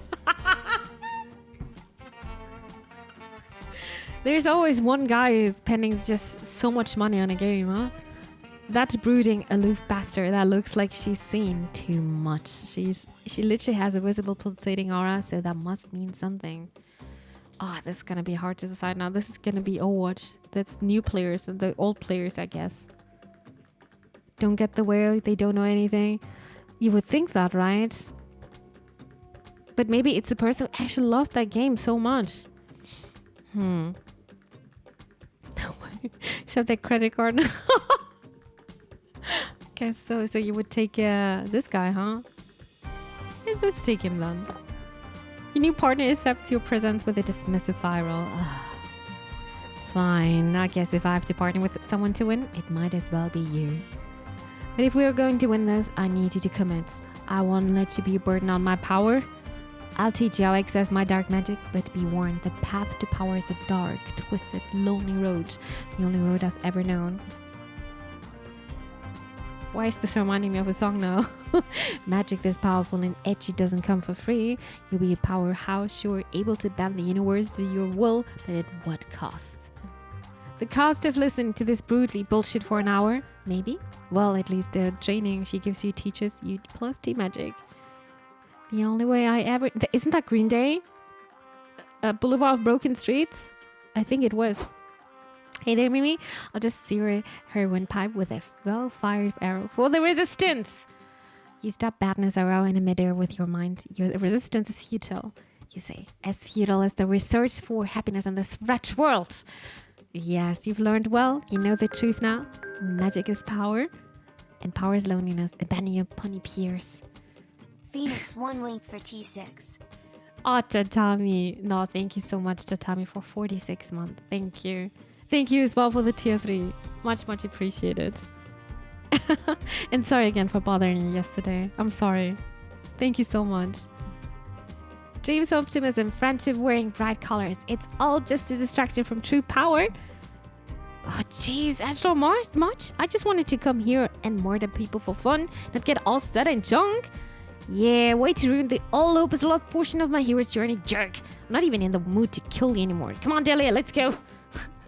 You use the dark brooding powers to murder lots of people, but it doesn't bring you the joy that murdering people usually does. I don't even know if this is giving you joy. No, I don't want to know that. Any tea enjoyers? I am drinking lots of tea as well lately. A lot of tea. Hope tea is just too good. Was learning magic really worth the cost of spending an afternoon with the physical embodiment of a 40-year-old dark poetry book? You lose -2 heart. It's okay, we still have lots of fear. Where are we going next though? What is joy anyway? It sounds like straight coming from an adult. Noodle stand. What's gonna happen with the bus stop though? Later that night.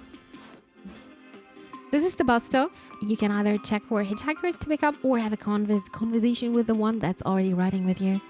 Conversations are a chill narrative trait with no choices to be made. If you hold enough conversations with the same hitchhiker, you might score a date ending. Oh. Additionally, each time someone has a conversation with a hitchhiker, their passive effect is triggered. As you play, you'll learn what each character's passive effect is. Exciting! You can only have one hitchhiker at a time. If you pick up a new one, only any prior hitchhiker will leave into the dark of the night.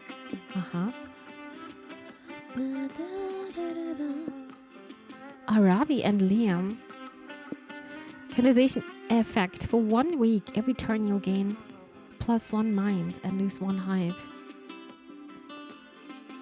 Or for 1 week, we're gonna get magic and lose 1 money.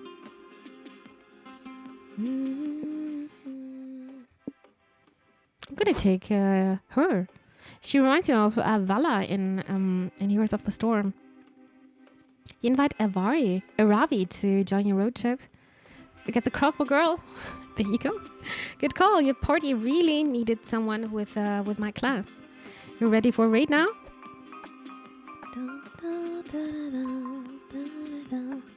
You can get up to 25, by the way. Crazy. That's a lot. She is a demon hunter after all. Hell yeah.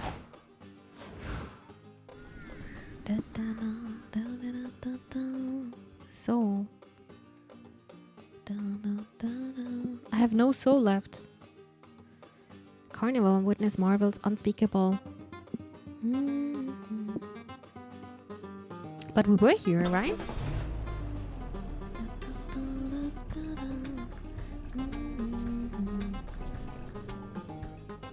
Are you a government conspiracy theorist? Well, you're about to be. Welcome to the secret government laboratory where all your favorite politicians order their scientists to play God. There are grisly experiments, mutated creatures, and crimes against monstrosity galore. It's getting really cold here already. Yesterday the reading was -2 degrees. Oof. Okay, wow, that's super cold. We're having a very mild October in Germany, actually. It might be even a bit too warm. But -2 is very, very cold. Oh my god. Finland is so cold, Pan. What catches your interest? Scientific tests gone horribly wrong. Check out Weird Clowly Tank with a menacing silhouette. Weird forbidden experiments. Mind.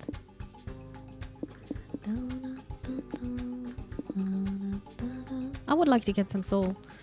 You explore the lab. The whiteboards and notebooks are filled with theorems, filed notes, not nudes, and diagrams from the Kama Sutra. Weird. Okay. Polly, check out this notebook I found. It's covered in weird metallic flavored ketchup. This sexiness postulate, isolating sexiness into consumable form. What did I just read? Okay. Cool, it's nice that science has found a way to give people the gift that we're naturally born with. Mind if I come to Germany? I don't want it to be winter. I mean, you're always welcome to come to Germany. Day 1. After experimentation, subject deemed scientifically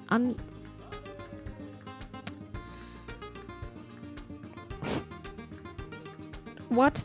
Dr. Cox began administering daily injections of cesium thick carbonate. What am I reading? Unfuckable? Okay, wow.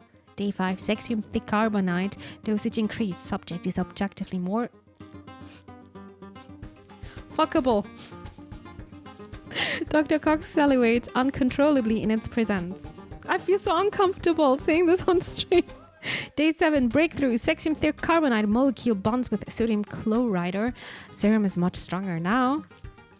With new serum, subjects excelled at sexiness experiments. Cox was physically removed from building due to twitching. Day 10, subject escaped. Too sexy. Cox dead. If you find this notebook, run now. Before you can decide whether to heed that blatantly explosive advice, you hear something grow from around the corner. It's terrifyingly arousing. I'm having a stroke. Hearing me all reading all this. Yep. Evil sexy noise. Oh my god, no. Oh god, my eyes. My eyes. Holy shit, is that the creature? I don't know if we should fight, flee, or fuck it. What? Sexy and I'm gonna kill you and feast on your corpse like more noises. Okay. What do we do? My head says I don't want to be killed by this monster, but my body says I want to be its chew toy for the rest of my life. What? I'm gonna get nightmares tonight. I'm gonna get nightmares tonight. This creature is way too sexy to unleash on the monster world. It leaves nothing but cataclysm and wet panties in its way. I think since Zomnic is this expert for this game, Zomnic, is this game like the first one? Is this the other two games also like that? It's actually 18 plus. I actually need to put the tag here, 18 plus here. Maybe I should actually do that. Give me a second. Wow, I'm never doing this. I'm actually never doing that. Okay.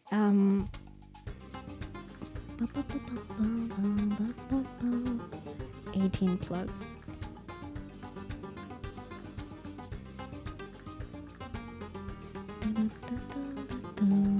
Okay, it's done now.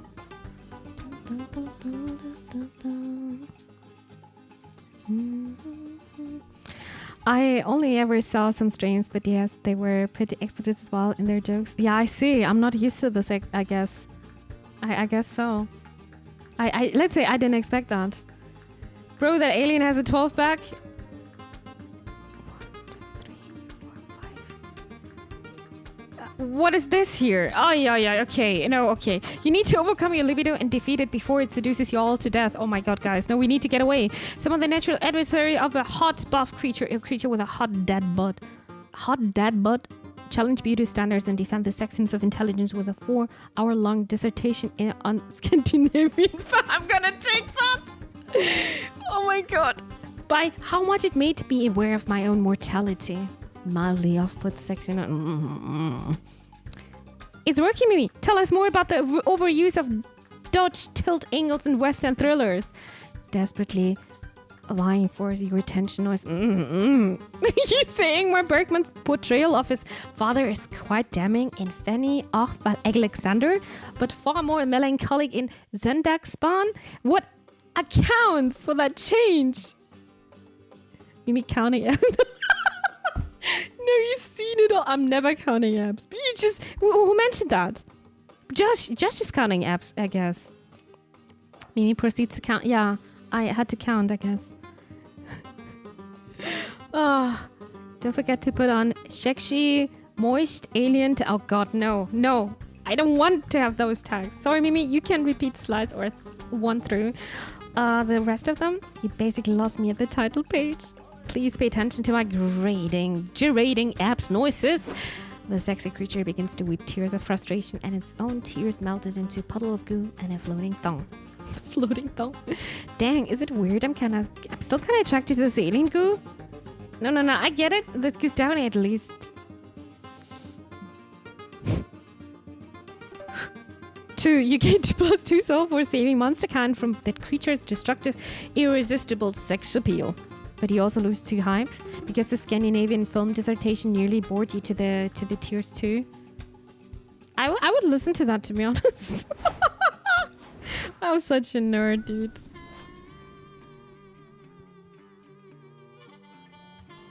Alright, where are we going now?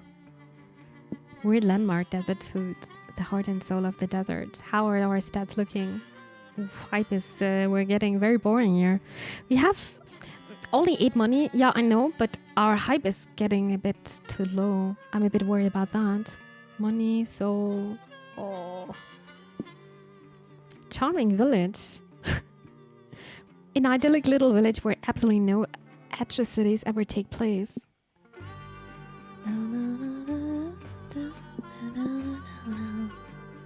But this is minus, and this is minus as well. Where are we gonna go?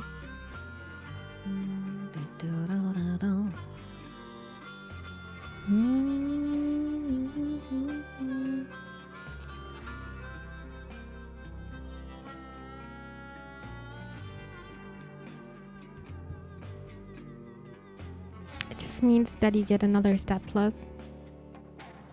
Yeah, maybe. Let's take this one. Polly learned a new trick, no hands. Scott, no, why are you driving? They show you either what you lose or what you get. The desert's foot is a peculiar landmark. It's a natural rock formation that looks exactly like a foot. Okay. Yeah, you're right. It is a foot. You're not sure if that justifies all the guided tours and gift shops and tourist shop stuff surrounding it. But hey, you choose to come here, so you might as well enjoy yourself. What do you do?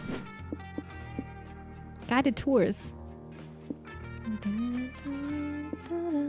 Yeah, there you can see you can buy something here in the souvenir shop or get minus soul, where you're also getting something for that.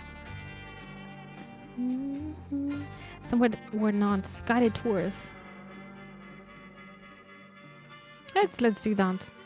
You see a sign advertising a guided tour and ask your friends if they are interested.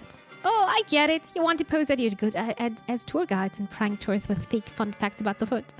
Actually, you were interested in going on a real tour, but Polly's idea is way funnier, so sure you'll take credit for it. Wow, that's so cheeky. Awesome, look alive, prank masters, because I think I see your next mark. Oh god, okay, this is the famous desert foot rat then. It's not as impressive as the desert earlobe we toured a few miles back. I think the foot is nice. The only thing that could make it better is a desert soccer ball. Hi coach, good to see you. Hiya, Scott and Polly and Mimi. What brings the kids here on this glorious sweltering day? We are volunteer tour guides with the desert foot. Wanna hear some fun food facts? Did you know the desert foot has a secret 11th toe and not for the reason you think? What? What reason would I? My turn now. Did you know that foot is one of the smelliest part of the bodies? You can tell a lot about a stranger by smelling their feet. Why should I do that? For example, if a stranger lets you smell their feet, they're either really friendly or really or really weird. You aren't wrong, Mr. Hole, but I hate what you just said anyway. What about you, Mimi? It's your turn. It's your turn up to bat. Tells us a fun educational fun fact. Fun fact about the desert foot: it gets its name because it's shaped like a foot and it's in the middle of the desert. It's said the foot was built an ancient civilization that revered feet as sacred creatures before realizing they were actually part of their own bodies. After centuries of erosion, the desert food is now facing natural decay. Conversationalists are accepting donations to hire a very big podiatrist. I'm going to take this one. What are you talking about? I've never heard of this ancient civilization. Then prepare to learn. See the quotation? Fushans who believed their feet were all actually a god called a foot god. And they had no control over where these divine feet took them. Whoa, god feet. That was god, not hoo-hoo. Because you see, foot god was a bad god. No! Foot god forced the Fushans to sacrifice their children to the desert food once a week, or else foot god would walk the Fushans off cliffs or into active volcanoes. Foot god even threatened to walk them into the worst place in the world, the vets. To what? I mean, exactly. But one day, a heroic villager came up with a grand idea. Cut off everyone's feet. No more feet equals no more foot god equals no more problems. But trying to cut off their feet was unexpectedly painful because it turned out their feet were just a part of the Fushans' bodies all along. Wow. So the Fushans rejoiced the foot god wasn't real and they weren't enslaved by their own feet, and they all gave each other banging foot jobs to celebrate. The end. Misguised. I'm disappointed by the sheer idiocy of your lies. Lying is already bad, but lying this badly is worse. Well, I'm proud of you kids. You're obviously been exercising your imaginations. Oh no! They got us. I'm gonna lose points here now. Y'all lose 2 soul for lying, but you gain +2 hype because that story and therefore the prank was awesome. Well, it's okay. Could be better though. All right, so what's this? Border of a 1-person country? This road trip's going international. 1 person? We could lose 1 mind, 1 soul, and something unknown. Or LARP. Why be catered good when you can be catered great? Oh, we need to do this. I think that's what Epsi would take here. If you think about it, roads are like streets or cars. Oh, Asgard. Dave.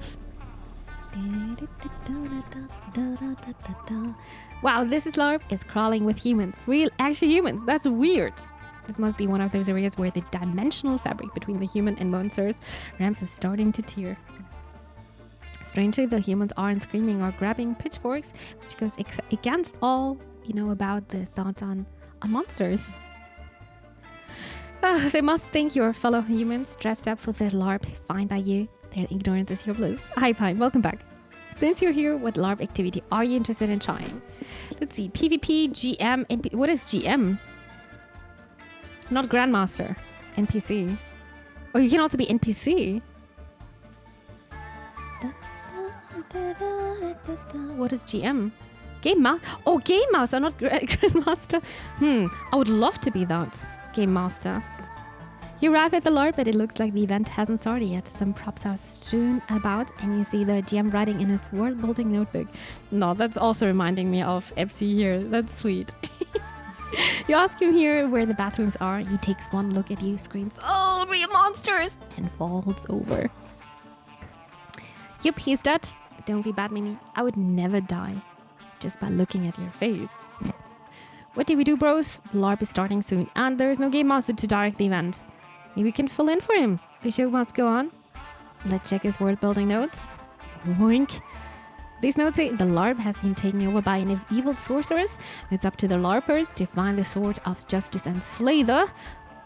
I'm already asleep. Not to bash nerdy shit, but this is super played out nerdy shit. Wow. Maybe it's a good thing Mimi killed that guy with her face. Now every chance to improve the settings. Mimi, can you think of a twist we could add to the LARP to make things more unique? Okay, chat. Design a complex economy that relies on microtransactions. It's so popular in mobile games nowadays that it must be the thing players like the most, right? And also in PC games nowadays, Introduce these people to the real adventure, a world where they must brace for an upcoming prom while attending a school where they do everything but learning. I'm gonna take this one. It's a great costume, Scott. He's a tree, right? Super cute. Over the next few hours, you build some sets and get into costume. Soon the first LARPers arrive. En garde, villains! My adventuring party and I are here to slay the evil sorcerers. Prepare to fight. And now we're not doing that anymore. Now the LARP is all about being a student at Spooky Academy where danger, horniness abound. LARP Monster Prom, yeah. General mode for GM. I got it now. In the scenario, skipping class in the bathroom when a wild griffin appears, what do? I use my great sword to behead the beast. Actually, you can't. You just can't. Oh wow, we got a raid here. No, Fasta Rofin. I hope I am pronouncing your name right. Thank you so much for the raid and trusting your community. Hi there. Hope you had a good stream. Thank you so much for the raid. I was just talking about Overwatch. I hope you had some good games in Overwatch too then. Thank you so much for the raid. Welcome raiders. Welcome everyone. I hope everyone is doing great. Your only two options are to turn the griffin into a wrap or bake it into a pasta. You love this game? I never played Monster Prom actually. It's my first time I'm playing this game. And so far it's super fun to play. Thank you so much for the raid, dear. Fasta Rofin. I think I got your name right. I'm bad at typing, no worries. How is the stream? How are you doing? Hiya. Thank you so much for the follow. Thank you so much, Finn. What? Let's do the music one. Do magic loot. Now for the event, you need to throw a bunch of parties to discover the secret ingredient that makes all parties great. What do you do? I wouldn't even know where to start. I've never actually been invited to a party. Goddamn, are you serious? That's so mean. Humans really are the real monsters, huh? Why are you saying that like you are something other than human? Moving on. Now you have to help your vampire friend become popular enough to be crowned prom king. Really? That sounds awesome. I was never popular enough to be prom king back in the day, but this is the wildest fantasy ever. The LARPers have a great time cosplaying as people who were happy and popular in high school. You gain +2 hype. That's kind of cute though. That's very cute. But this all reminds you that you learned nothing in school because you were too busy being poetic horny and you lose 2 mind from all these nonsensical scenarios you present. It's okay, we lost 2 mind. We still have lots of mind here.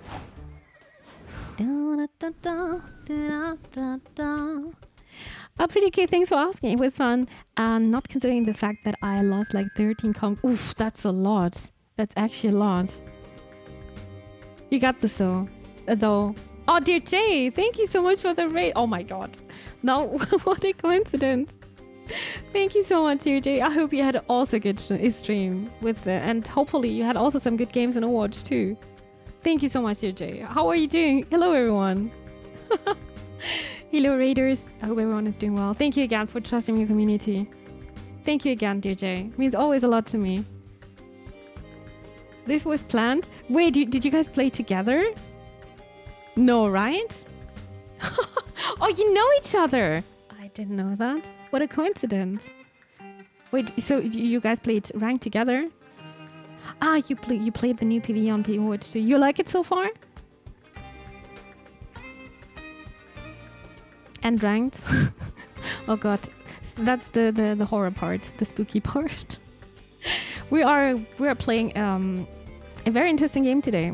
It's a visual novel, but I think there's also a bit of dating here as well. But we're not that far. We just started like, what time is it? Almost 2 hours ago. So yeah, no watch for me though. Picnic spot. Where are we traveling now? It's a beautiful day to eat outside. Tollgate station. Order something if you dare. You can get magic, mind, or minus money. Picnic spot. It's a beautiful day to eat out. I'm gonna take this. The wind on my face makes me feel so alive. Dude, rude!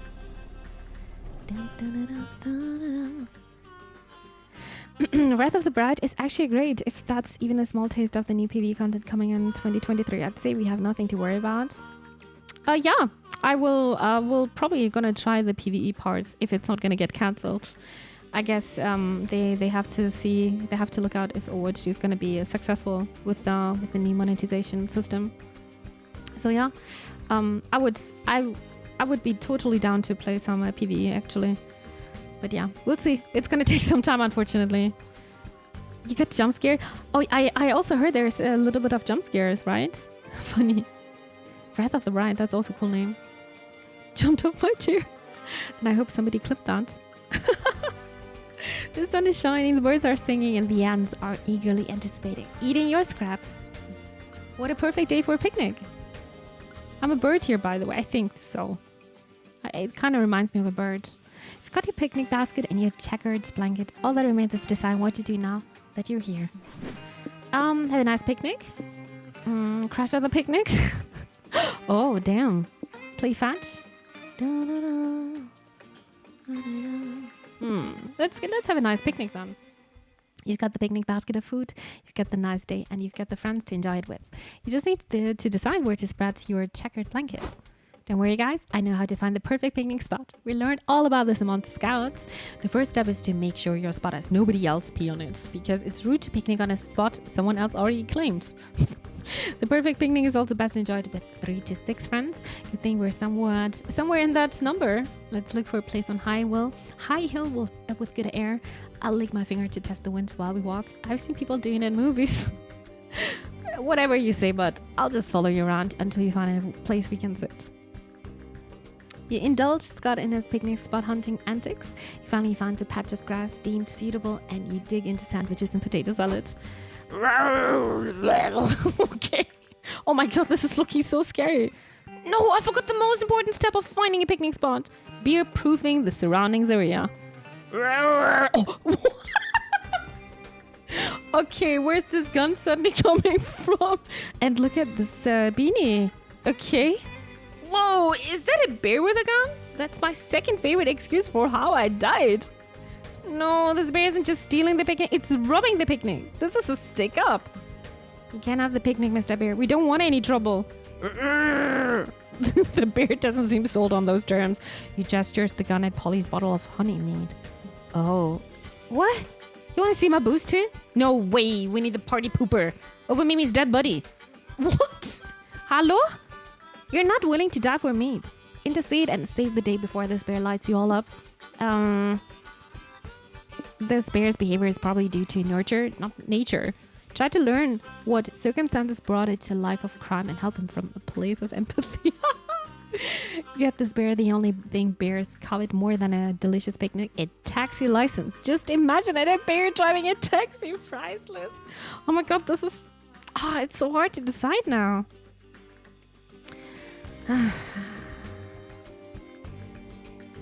I'm alone for 2 days. My father is going for hunting and my girlfriend brings me food and stays on. Oh, that sounds cool.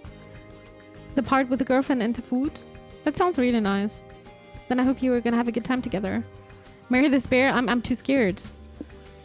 I kinda want to do the first one though. The bear definitely wants to have a taxi. Yeah, let's do it then. Dude, imagine this as this bear as a taxi driver. You order a taxi license for 2 money. You offer it to the bear. Josh, we're losing money though. And he runs up with it. Hooray, you gained 2 hype for surviving that encounter so smoothly. I'm glad that worked, but I have this weird feeling that our actions are going to have consequences. Psst, what are you talking about? That never happens to us. Later, 2 hikers are sprinting through the woods in a desperate escape. A frenzied drumbeat accompanies their panting. I told you these woods are dangerous, Gus. We never should have come here. I know, but even you must admit this is abnormal. There is no abnormal in this forgiving wilderness. Nature is a cruel mistress that pulls you to your limits. Yeah, sure, nature's a bitch. But that doesn't explain why that bear's driving a fucking taxi. Yeah, this is one of our consequences, Josh. You picked the wrong one. You've seen man versus nature. You've seen man versus bear. You may have never even seen man versus several bears. But in this summer blockbuster hit, you'll finally see man versus bear in a taxi. Taxi Bear, the fair is your face. Coming soon to a theater near you. Not near you. All right, Mimi's turn. So what can we do with probably you can get some, not money, but food here. But we don't have much money.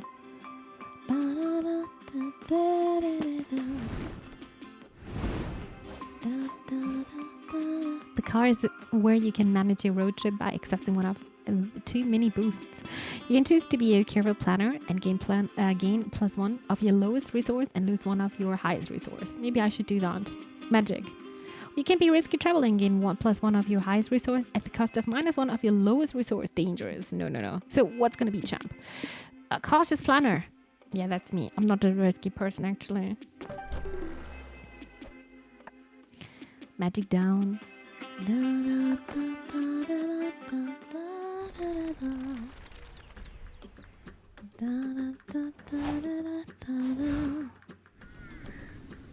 Alright, Gothic Manor. This manor isn't just going through your face, Mom. Okay, someone said spelunking. Be sure to bring your spelunk crown. Oh, I'm curious about this one. Oh! Car is dumped. Scott is the driver's seat while you, Paulina Ravi, chat about stuff and things. Gotta say, girl, I didn't expect you to want to hitchhike with us. I sort of thought you'd try to kill one of us by now. Whoa, that was a big bomb. Did I hit something? Nah, that'd be rude. I'm a guest here. I can find other monsters to slay when I'm back on an adventure. What do you mean, back on an adventure? This road trip is an adventure, baby. I can't wait for all the action-packed hijinks you're gonna bring us along. All along. Ugh, bros, I'm having trouble moving forward. What? But I didn't really plan on going on an adventure right now. I thought this was more like a vacation. Okay, I can't get the car to budge at all. I think we're stuck in the mud or something. Oh, great. Do we need to get out and push? Nah, I don't think that'll work. It feels like we're sinking. Sinking? The hell? Yep, look at that. It looks like the car's sinking to some kind of quick asphalt. That's the new one. Oh, are we gonna die? No way. Quick asphalt is no match for adventuring badass Arabi Mishra. What's the plan, boo? What? I don't know. I wasn't expecting to be put on the spot like this. I didn't even have time to look up a walkthrough. Does anybody have a plan B before we drown in asphalt then? Why are you just not getting out of the car? There's always an entity to invoke in every situation. The best one to summon for asphalt-based enemies would be Virginia, the vast goddess of country roads. Country roads. Reset reality and start again from last checkpoint to avoid the quick asphalt this time. I'm just gonna be very risky now. Yeah, an invocation would work. We just gotta nail the summoning chant. Country roads, take me home to the place I belong. Oh, now we're singing. West Virginia, Mountain Mama, take me home. Country roads. You repeat the chant and add no same your car and your -3 magic sinking lower and lower. Oh god.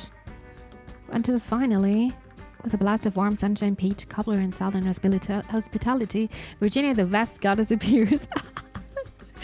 Well, bless your heart, Virginia says. How did y'all get stuck in that quick assault? Ain't you seen it coming from a mile away? I'll let my guard down for 1 second. Can you please just get out of here, man? Please, bitte. I'm fixing to. This wouldn't have happened back in the day. We didn't have asphalt, just old reliable dirt roads and friends walking on them. Walking among homes where the buffalo roamed and the deer and the antelope would play. But listen to me, Gabanon. I could talk till the cows come home. Let me fix up right quick. Virginia touches the quick asphalt. It transforms into a bunch of dandelion seeds and blows away on a sweet westerly wind, allowing you to drive through. Nice! Yes, we made it! That got my fucking blood pumping. What's our next quest, Arabi? This is why I need a vacation. Arabi can be sorry if he wants, but you had fun. You gained +3 hype from your taste of true adventure. That's okay. We had actually so much magic now. Now we can go the boring way again. I'm gonna go now. Have a good night, y'all. Good night, Japan. Thank you so much for tuning in. Please take care. You mean soaping everything with blood? Almost. Was also thinking maybe I need to do blood sacrifice again. But now we're arriving at the Goth Castle. You're driving along when the road is flooded by a sudden thunderstorm. You have no choice but to pull over and look for shelter.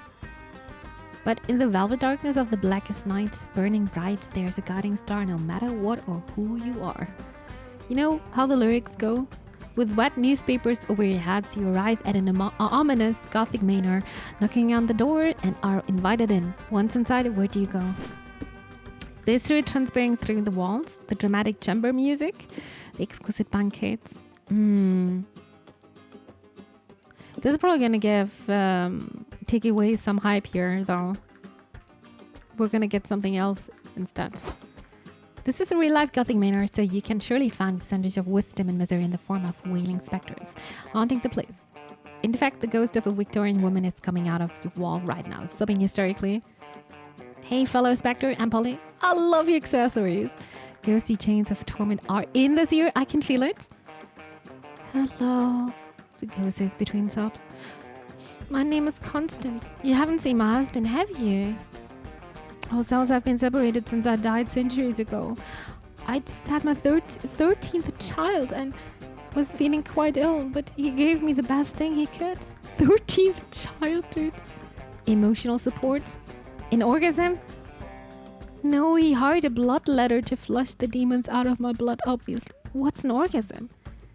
A shadow appears on the edge of your vision and whispers, I'm Theodore, who was killed by polio. It's a far more demonic and wretched disease than demon blood.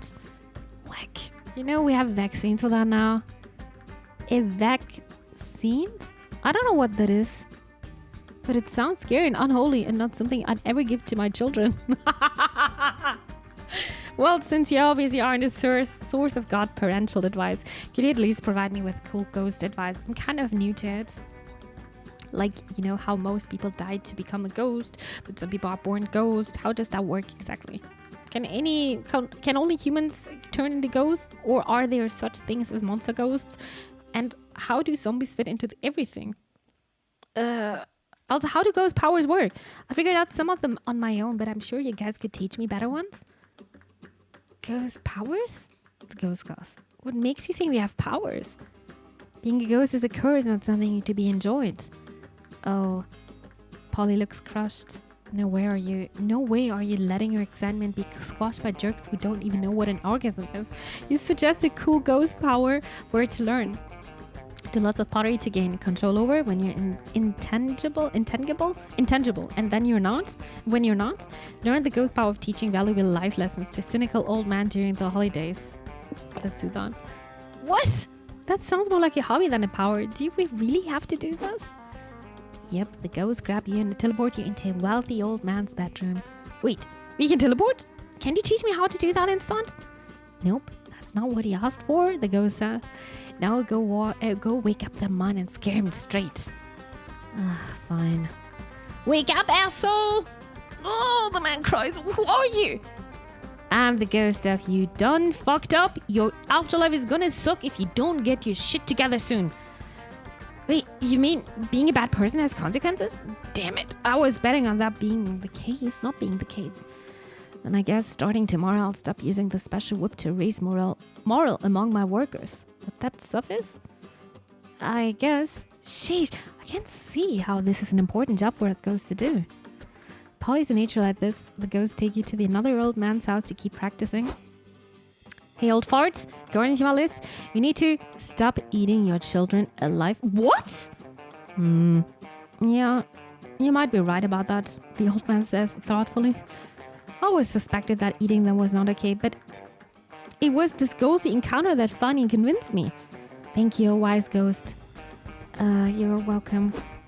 And so you spend the rest of the night visiting houses and gaining 3 soul, correcting the way of shitty old man. Hey, this is good now, except money and stamina. You also lose 3 high because you're... best idea of ghost power was imparting moral lessons. I had a feeling though, because it's gonna be boring for her. Ooh, art exhibit. Exhibition. Is it a painting? Is it a paint splatter or a clever critique of consumerism? You decide. Or animal sanctuary, a safe haven for all things. Oh, no, I can't decide. Miss Me, have you been drinking the last hour? I am always drinking a bit in between, actually. Don't worry about me, huh? You also need to stay hydrated. I'm gonna take the animal sanctuary, to be honest. I hope it's gonna be nice. There is even a goose sitting here. Do you ever wonder whose car this is, Polly? I thought you knew, Scott. No, omnoms. Welcome to the animal sanctuary. It even has a petting zoo. There are dogs, cats, goats, bunnies, alpacas, ducklings. It warms your heart to see so many animals being loved and cared for. Look at the little birdie here. Surrounded by all this wholesomeness, and for what do you want to do? Pet the animals, volunteer with their rescued animals, cat cafe. Oh, I can't decide. I want to pet though. You're checking the place out, booping snoots with all sorts of cute critters when you run into a familiar witch. Hello there, what brings you all the petting zoo and animal sanctuary? We wanted to pet the cute animals. This place is so cool. I agree. I love volunteering here. It's a great place to meet some animals and maybe even adopt a critter in need. Feel free to pet all the animals you like. We've got puppies, kitties, duckies, alpacas. What about the geese? They look cute. No, I don't recommend that. Never trust a goose. That's why our goose has this knife carrying around with some raspberry jam, right, in chat? Yeah.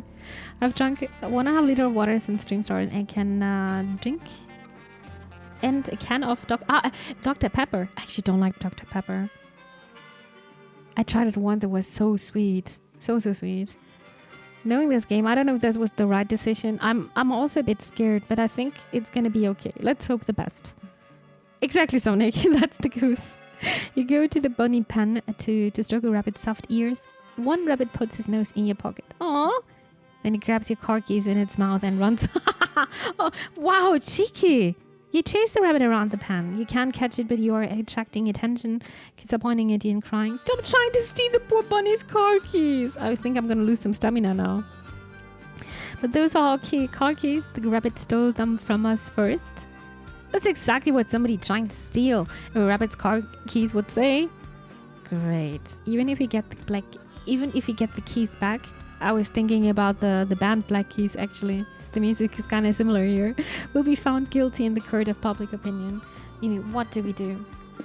Be nice. Offer the bunny your 90s comic about a very sexy rabbit who's a basketball player playing against evil aliens in exchange for the keys.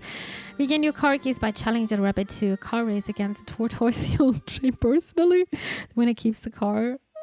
I'm gonna give the sexy comic here. We're trying to steal some bunny's cookie. Okay. What is a bunny doing with a car? So slowly you drop down and hold your comic book out to the rabbit. It takes a few tentative hops forward and sniffs the comic. You like my comic? It's a classic story of aliens wanting to go turn the world into a theme park, but the rabbit protag defeats them in a game of high-stakes basketball. Impressing how the money chicks. Yep. This is the 90s version, so the rabbits are way more sexualized. Back then, being a furry wasn't so widely ridiculed. What am I reading here? The surrounding kids are laughing and taking photos of you. Doesn't mean we won't ridicule, you know. They cackle great. Why are you explaining all of this to you dumb rabbit, Mimi? 1, it can't understand you. 2, it can't read anyway. Polly's proven wrong when the rabbit takes a comic in its teeth and starts turning the pages. It ends up on a sexy centerfold panel of the protagonist rabbit wearing her oddly revealing basketball uniform. The rabbit's eyes go wide. It drops your keys and drags your comic off to the bathrooms to do something you don't even ever want to imagine a rabbit doing ever again. Whoa, you did it, Mimi. Well, I'll be damned. There was a reason to over-sexualize rabbits after all. You leave losing -3 hype for giving your horny comic, but gaining 3 soul for bartering nicely with the bunny, of course. So my lowest stat is money.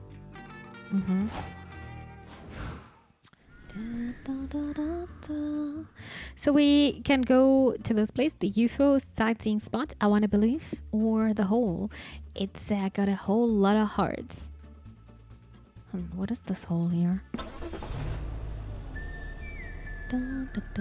I was at 15 encounters ago. Yeah, I just lost so many with just 1 ride or 2 rides. Crazy. A hole into the desert. Man, they'd turn anything into tourist trap, huh? Some say the hole is bottomless, but that can't really be true, can it? Well, as long as you're here, what do you want to do? Admire the hole? Money. Oh, for fate, for fight, material goods, magic. Pull a prank. Probably gonna get hyped for doing that. So let's get some money here.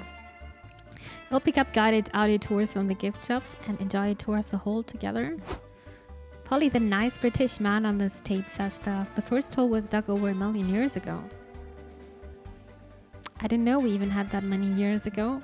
Man, check out this hole. This is a nice hole.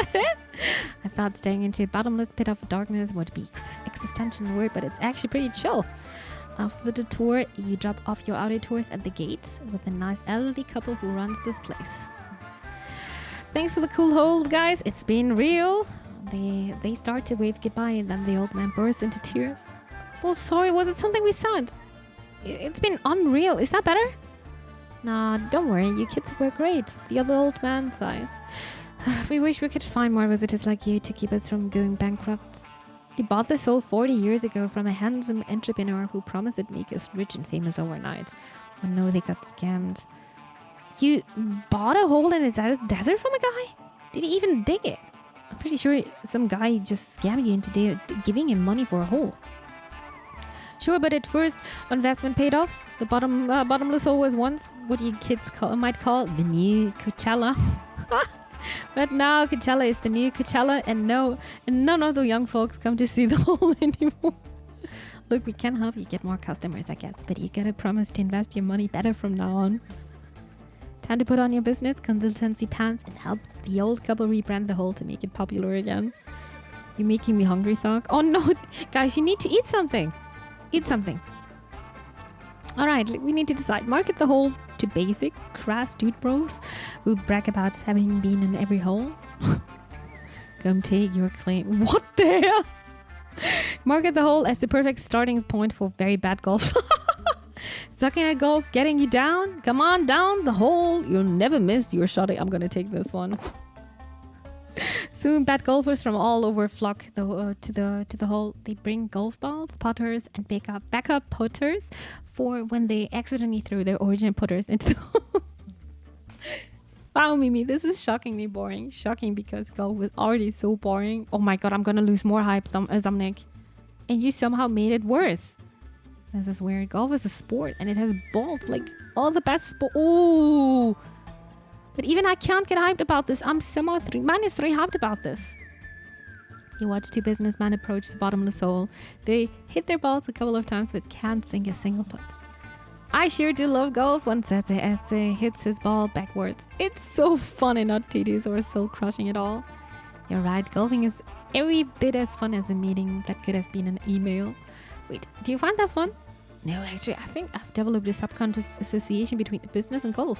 Do you only golf for business reasons? I think I do too. Why are we torturing ourselves like this? Why do we have boring business meetings while doing the most boring activity on earth?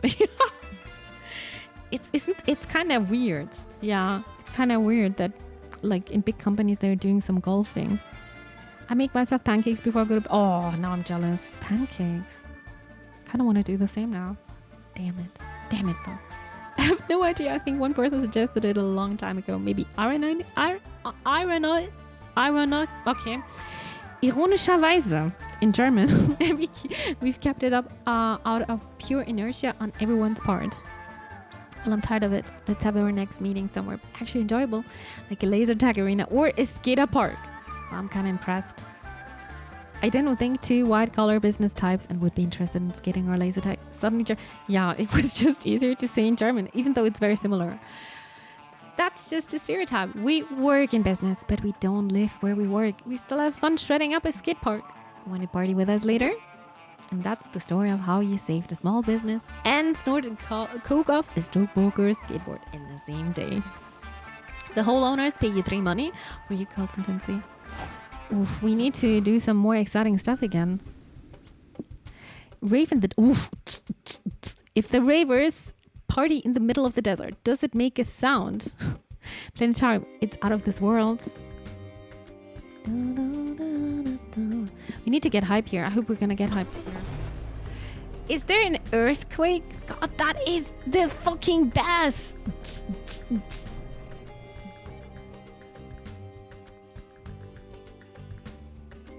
In the middle of the desert, ravers and party goers have gathered to dance their cares away. You're drawn to some blurry figures in the crowd, ethereal beings who look like they were made out of party. As you behold them, you wonder how should you milk the vibes of this rave. Party 24/7. Oof, I think that's gonna give us lots of hype though.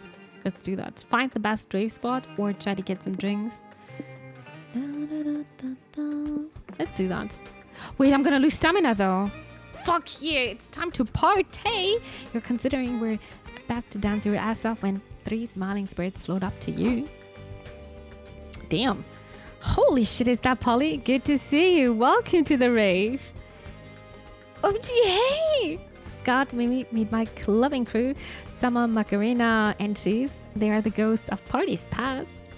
Aw, Scott and Mimi. Polly talks about you all the time. It's so nice. She really loves you guys. Oh gosh, Polly's the best. She is. How's everyone, girl? Are you liking the party so far? Yeah, it's awesome. We were just deciding which DJ set to listen to first.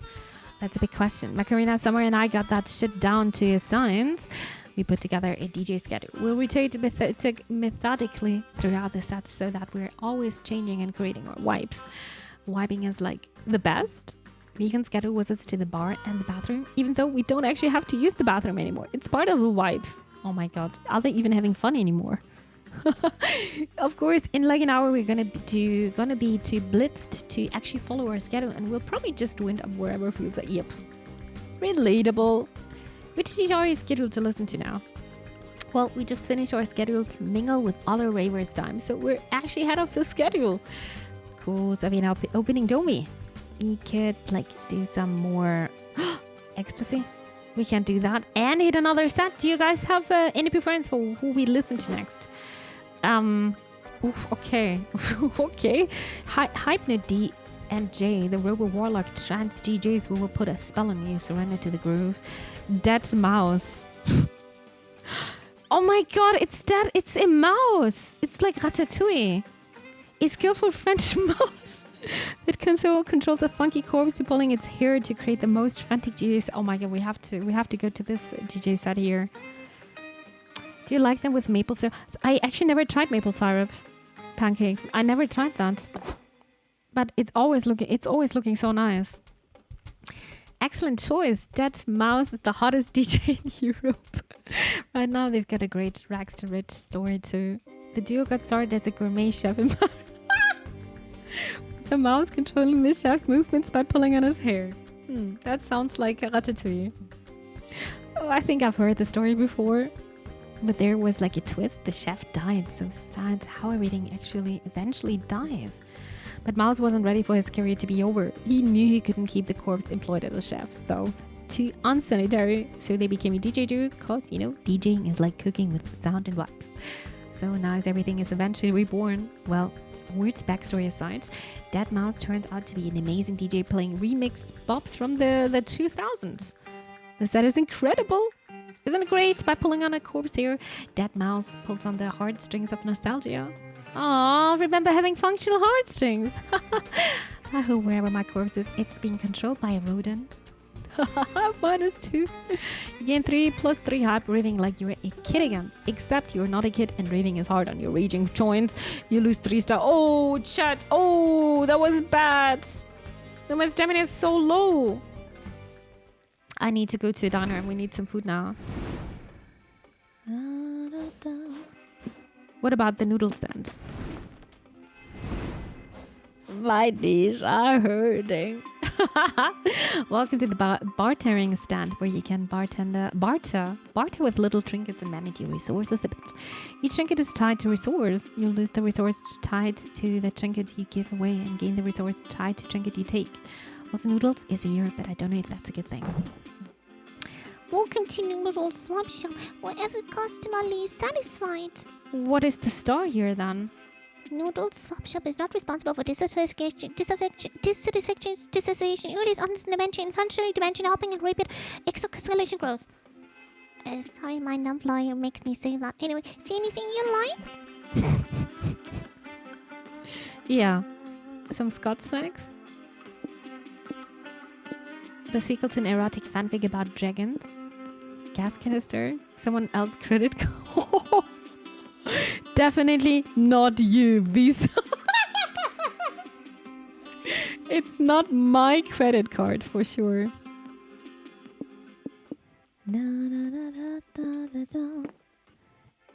Ashes of a man whose dying wish was to be given to a random road tripper. Goodness, a rat tattoo. Badass that you just add water. Evil gummy bears. A possibly too smart toilet.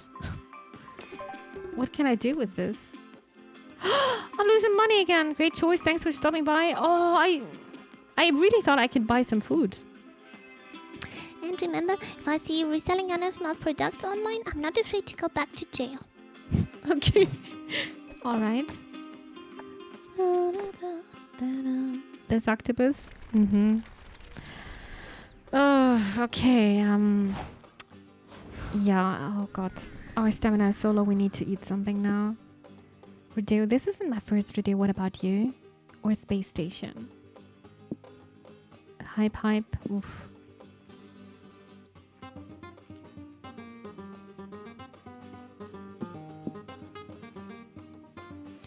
Let's go to the space station, the final frontier.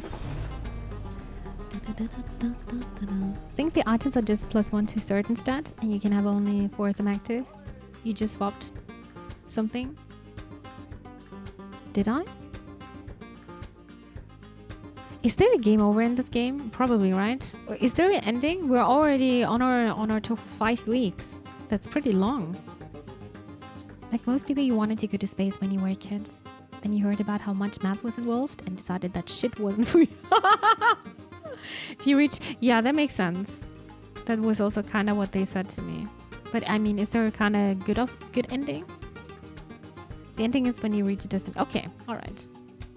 But now it's your chance to indulge your inner space cadet. What do you do now? Go to the communication room.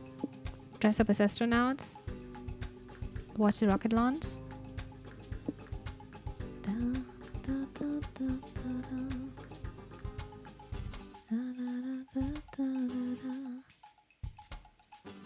You need 25 in a stat? Oh, really? Okay, interesting. So maybe we should just push everything in Soul.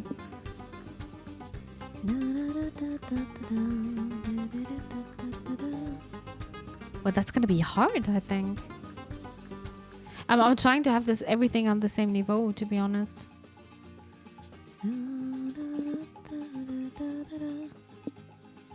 I'm gonna dress up as an astronaut.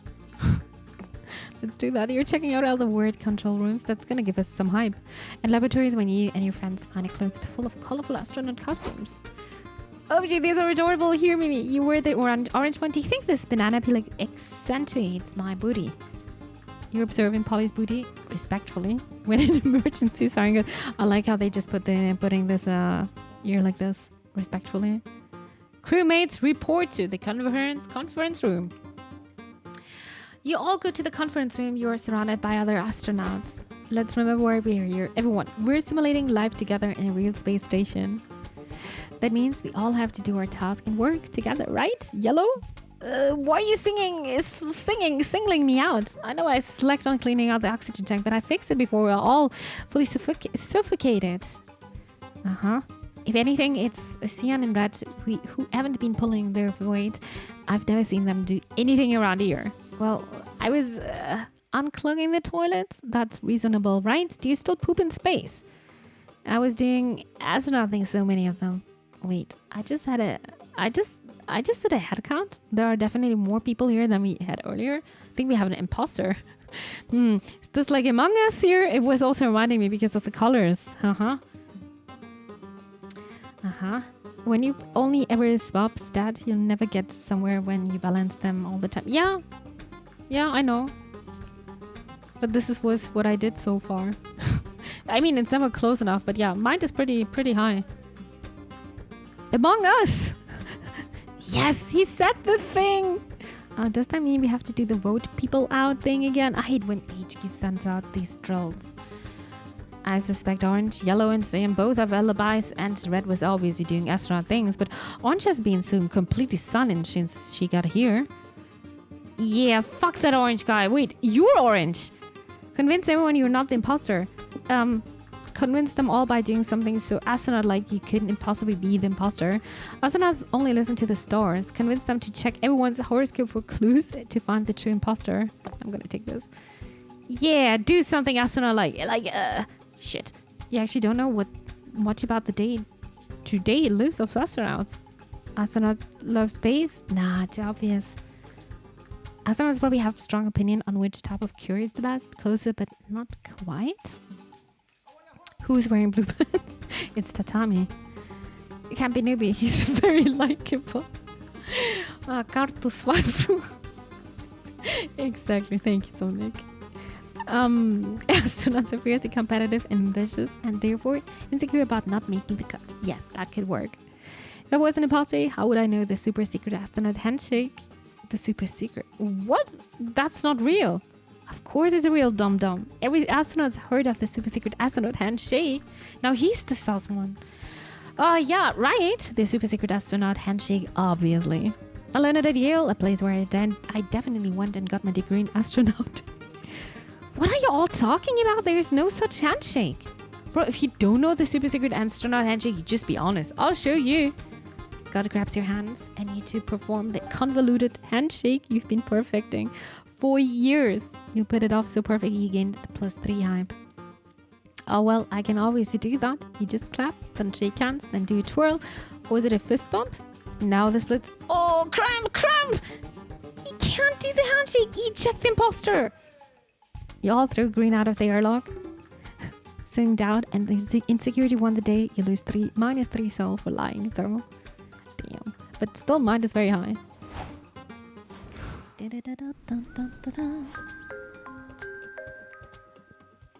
Oh, Sinister. Thank you.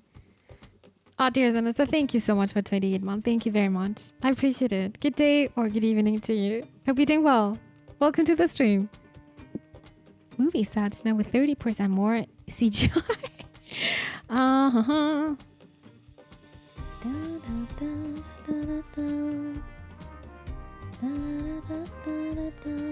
90s action movie city. Hasta la vista, baby. I'm new here. Completely new here now for 28 months. Hi, Sinister. Welcome to the stream. I can't decide now. I'm gonna take this, I think. Polly, can I stick my head out of the car? Scott, this is a convertible. Your head is always out of the car. Wah. Everyone at some point wonders what it's like to be a movie star. You still don't know the answer. You're just a humble road tripper trespassing on a movie set. This might be the closest you ever get to Hollywood, so make the most of it. Make the most of it now. What do you do?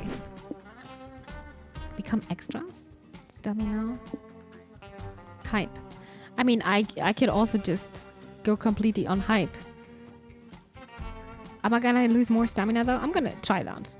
You heard that Cool Josh, the famous actor, singer, songwriter, esports champion, skateboarding prodigy, and top 10 chess grandmaster is filming on the set. Wow, this guy is doing so much.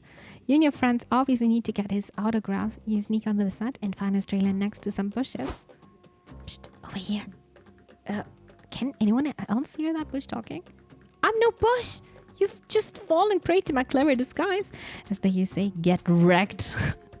Oh, hey, Council Flot. I didn't know you worked here. I don't. There's actually a warrant out of my arrest for breaking and entering onto this set, but those cops are no match for my custom kit. Nice. We snuck on set because we heard Cool Josh was filming here. I'm gonna get him to sign my bra. Well, good luck with that, kiddo. I've been trying to show Cool Josh my screenplay all week. It's an autobiographical documentary called Hidden in Plain Sight, and Cool Josh is the only actor who can capture me on screen. Maybe if you kids can get Cool Josh out of his trailer, we'll get this project off the ground. Well, you do have a vested interest in meeting Cool Josh. Find a way to get him out of his trailer. Maybe it's not about getting the actor inside the RV, but about getting ourselves inside the actor. Inside of his head, you perv. Talk to him intensely. I'm out with an Academy Award. I like this one a bit more. You perv. You knock on the door of Cool Josh trailer. He yells from inside. Is that you again, Cameron? Go away. Is that a bird? Smug bird. Actually, it's polygized from one fan's favorites to another. I think we should hang out. What do you say? Want to come out and meet us? Cool Josh. Cool Josh. I'm going to call him Josh now. I'm still right here inside my trailer. You say you're inside your trailer, but have you ever thought that maybe you're actually already outside and we're the ones inside? No? Okay, but like, would that be fucked up or what? You're persistent. Look, I really can't come out, okay? I don't want to explain why it's embarrassing. Come on, bro, you can talk to us. We're just like you, only not rich and famous. What's holding you back? Fine, I can't go because I don't know how to open this trailer door. There, I said it. Now that you know the truth, can you let me out, please? I had to shit for like an hour. Oh my god, this poor bird. Polly opens the door. No, I didn't expect this answer, to be honest. And you bask in the glorious presence of cool Josh himself. Ooh. Ooh, thank you. Now, what's this about a signed bra? You, your friends, and cool Josh all get croissants together. You lost 3 minds. Taken answer in circles, but you got your autographs, which is pure plus 3 hype. Alrighty. We can go to probably just a mirage. You're just seeing things. City under attack. You must not be the only idiot driving into the city. I'm gonna go here. I'm curious.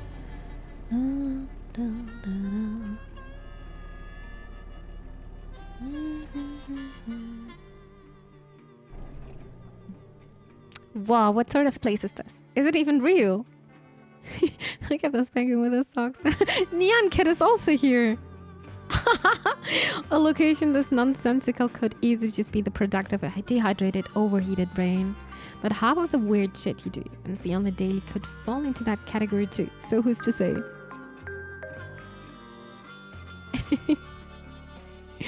No.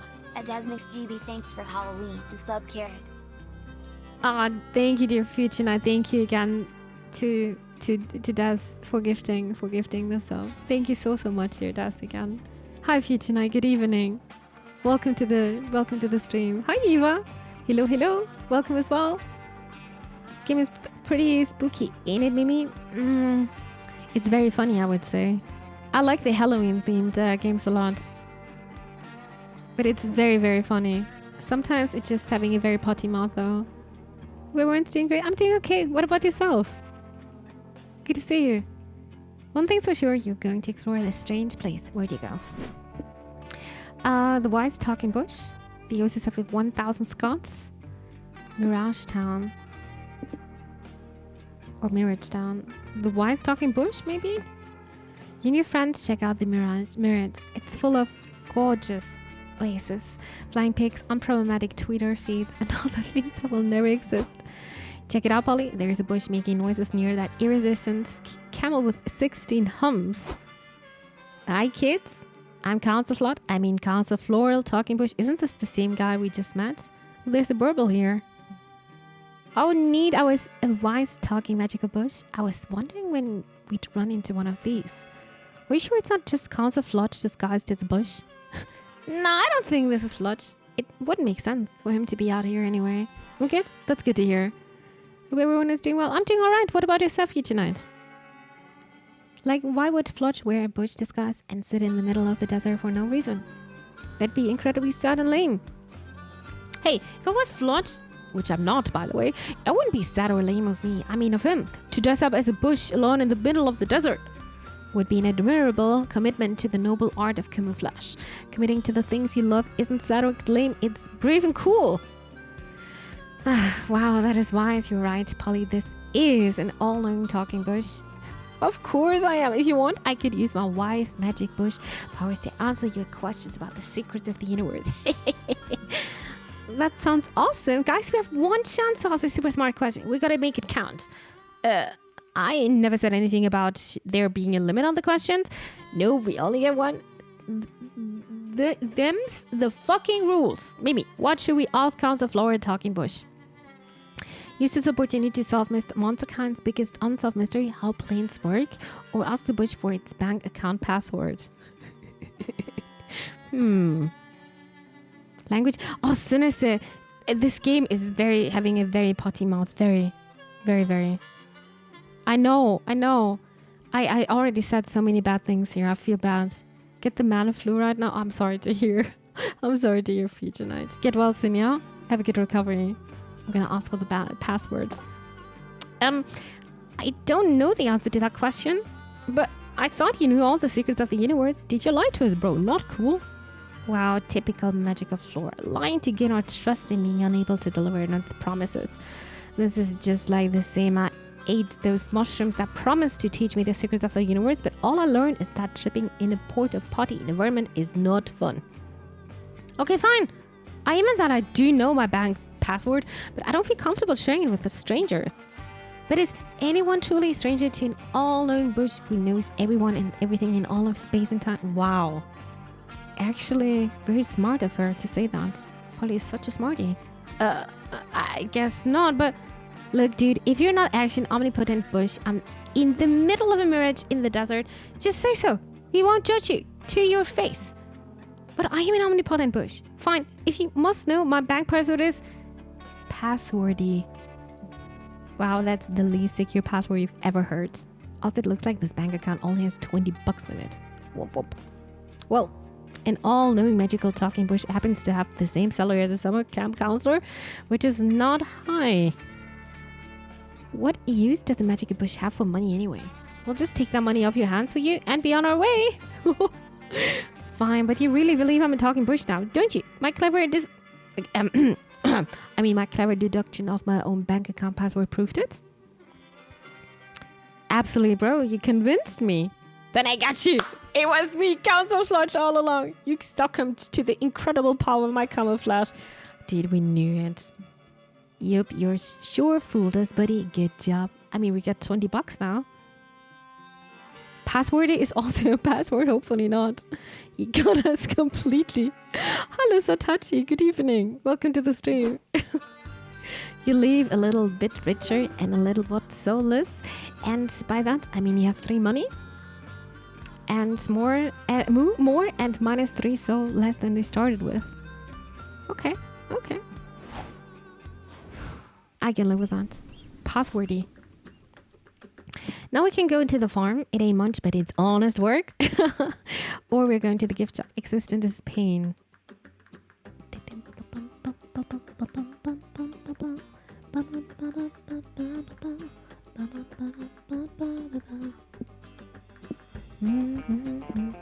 I'm gonna go to the farm.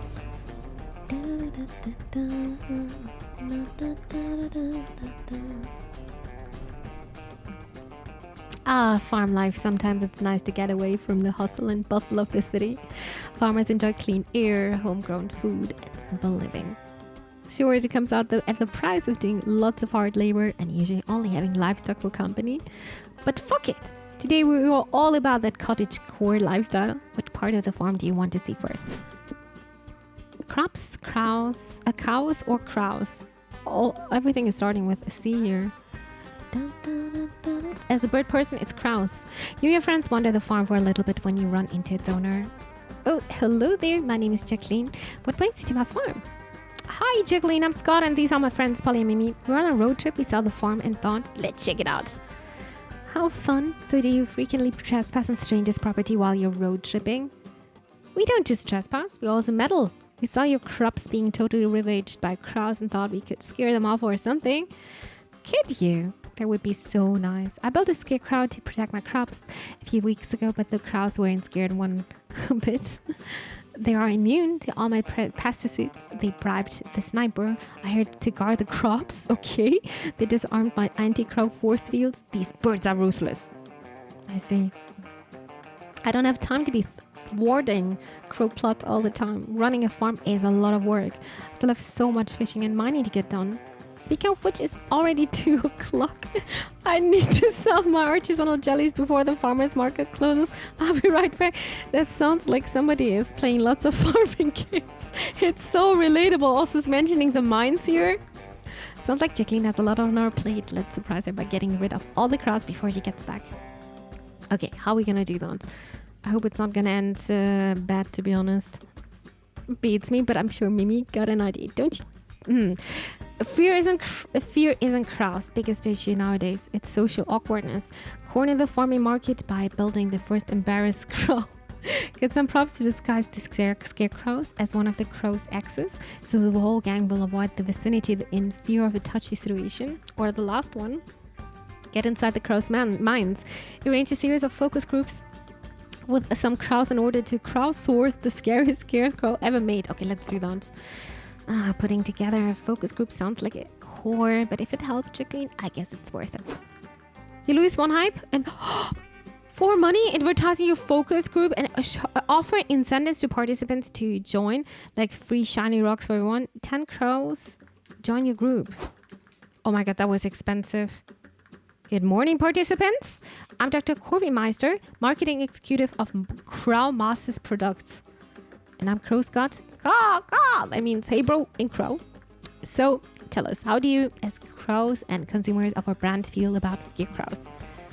Scarecrows boring, calls one participant. It's stupid, says another. Crow has evolved sufficient intelligence to understand scarecrow not a legitimate threat, says a third crow, who's using a metal tool to flip you off.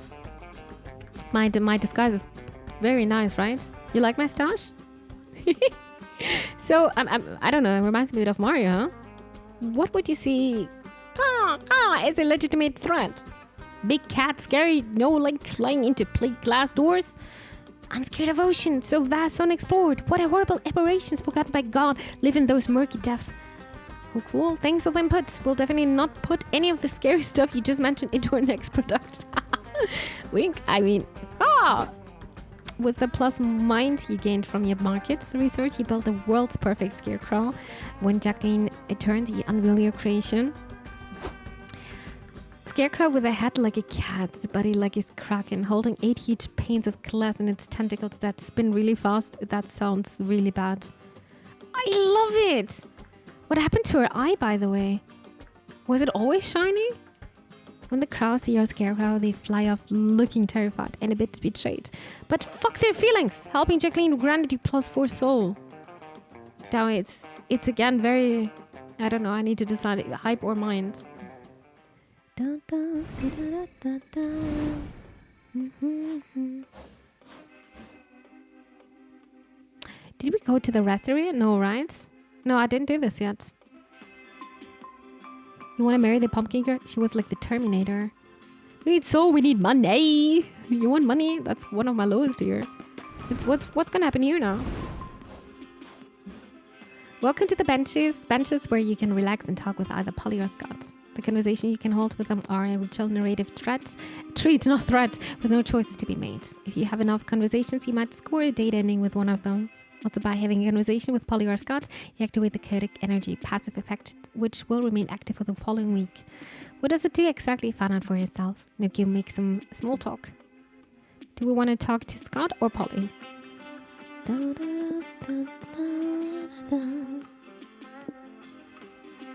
I think I'm gonna talk to newbie's sweetheart. Talk about his search for an apartment, his big beautiful muscle. I will absolutely not talk about this in real life. Absolutely not, but I'm gonna do this in game. Hi Mocha, hi, welcome to the stream. Thank you for the positive vibes. I love muscles, bro.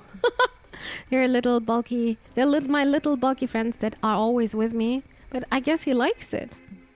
Oh yeah, he has also a big heart, but it was not me saying that, but the narrator said he's not very smart. Not in real life. Actually, I don't like muzzles in real life. I hate it. I don't like it when people are having lots of muzzles. I don't think that's nice looking. I don't like it. That's a nice way to say it. I even gave them names. Oh God. Scott, why are you doing this? This is Herbert. This one is Lucy Sue. This is Commander Crunt. Oh my god. He's actually serious. Later, I learned muzzles actually have names. Like Deltoid, Trapezius, Sartorius. I still like my names better. I do too. Thanks. When I work out, I like to think I'm helping my muscles as I keep them big, healthy, and happy. You're doing a good job, I can tell. Yes. Wait, is this gonna end up in a weird way now? And don't laugh. But sometimes I like drawing little faces on my muscle and imagine that they're supporting me while kind of sweet though. That's sweet. Go Scotty! I know they're not really alive, but still it feels nice. It's a nice motivation. I think it's cute. Scott looks at the stars. You look at the Scott muscles. All is right with the world. Wait, chaotic energy? Wherever the prank masters go, hijinks ensue. Can you handle the consequences of their mess? Next week, all resource gains and losses from events are increased by 1. Okay.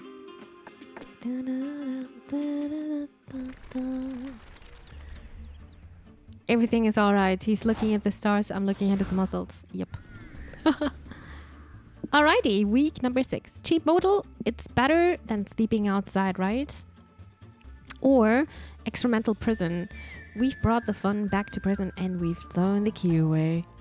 Should we just do that?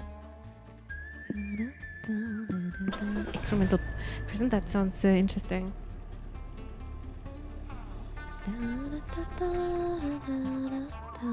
You're faced with a strange prison.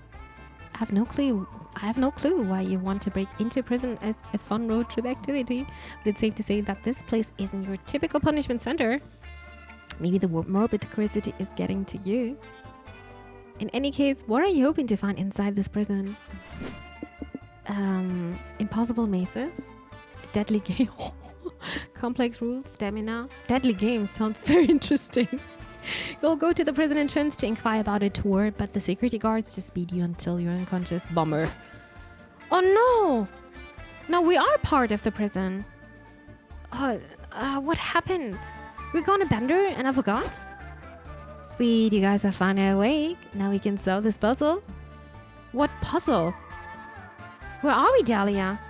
We're in the experimental prison. We were all kidnapped and put in here as a metaphor for how selfish monsters are or something dumb. Didn't we meet Dahlia on the rave party? Not the rave. Was it the rave? No. That was somewhere else. In order to escape, we need to solve this puzzle. No, that was the battle royal, right? Yeah.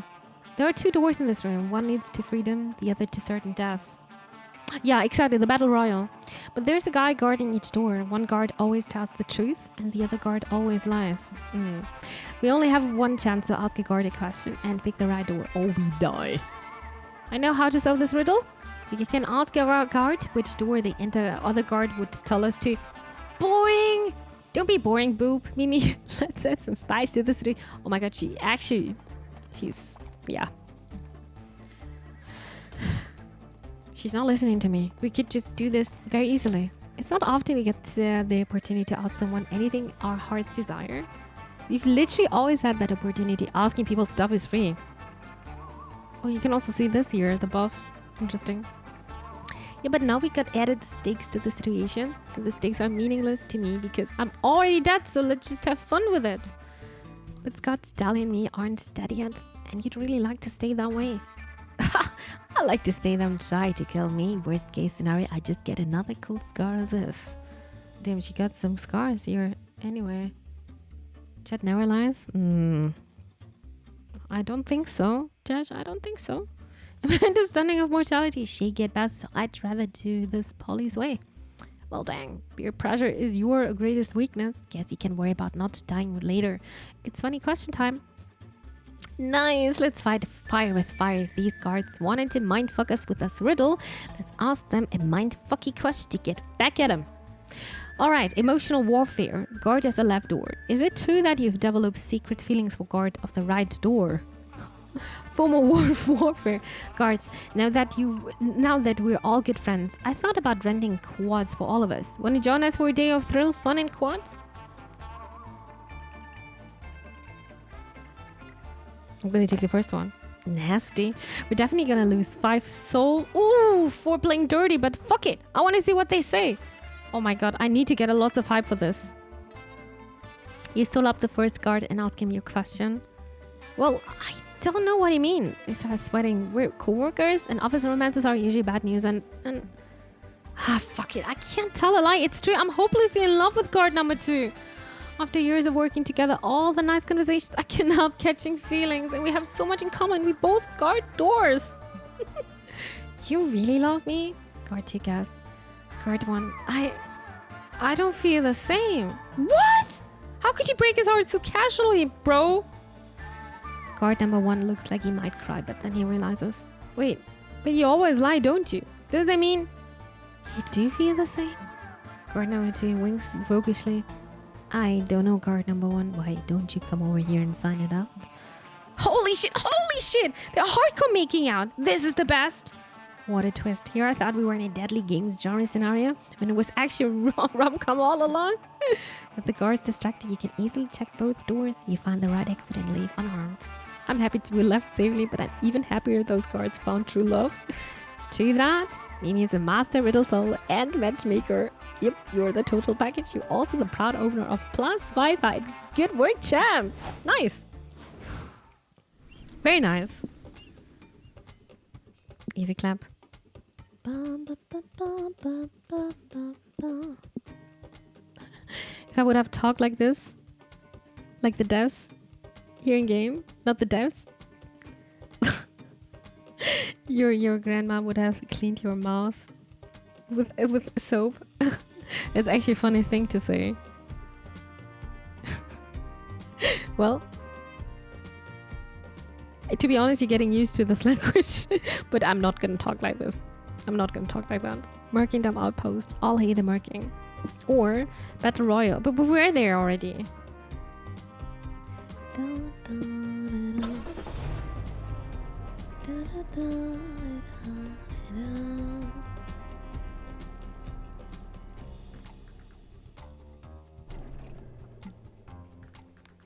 In what appears to be a former aquarium, you see the Merkingdom flag flying from the rooftops. It seems the underwater monarchs have been expanding their territories. Well, no reason not to visit the tyrannical ocean overlords. What do you want to do? Attend a fancy ball, watch an execution, go to the war room. Oh my god. I have no idea what to do now. From now on in every stream, talking like that, oof. I would feel very uncomfortable. I'm sure they Nana would do the same. A fancy ball. Let's do that. You wander around the outpost until you find a grand ballroom. It's full of fish in fancy clothing. On a balcony overlooking the ballroom, Princess Belinda and Miranda Vanderbilt step out of the address the crowd. Look alive, new objects, rejoice in your newfound freedom under the marking. Huzzah! The icky wartime fighting is finally over. You can rest easy knowing that you will never again be forced to jump through a hoop on penalty of being whipped. The liberated fish clap their fins in jubilation and taking comfort in the fact that from now on you'll be forced to fight or do hard labor for the marking at penalty of death. There is less applause for that statement, like almost none. But don't worry, we're benevolent. Benevolent overlords, you'll get paid for the work you do. I don't want money. Sorry, Advisor is whispering in my ear that you won't be getting paid. But at least all your labor will be for a good cause. It's not for a good cause? What do you mean? Stop repeating everything I say aloud. You can't give your princess orders. Off with this advisor's hat. Let the ball commence. Have fun tonight because it'll be the last night of you get for the rest of your short lives. Guess that's over our cue. Scott, wanna dance with me? Sure, thanks. Who are you gonna ask to dance, Mimi? I'm not Polly or Scott, you guess. You'll have to choose from the liberated denizens of the former aquarium. Your ballroom dancing partner will pretty much set the tone for your entire night, so choose wisely. The lonely, emotional, distant clownfish no one is dancing because he's still haunted by the disappearance of his firstborn.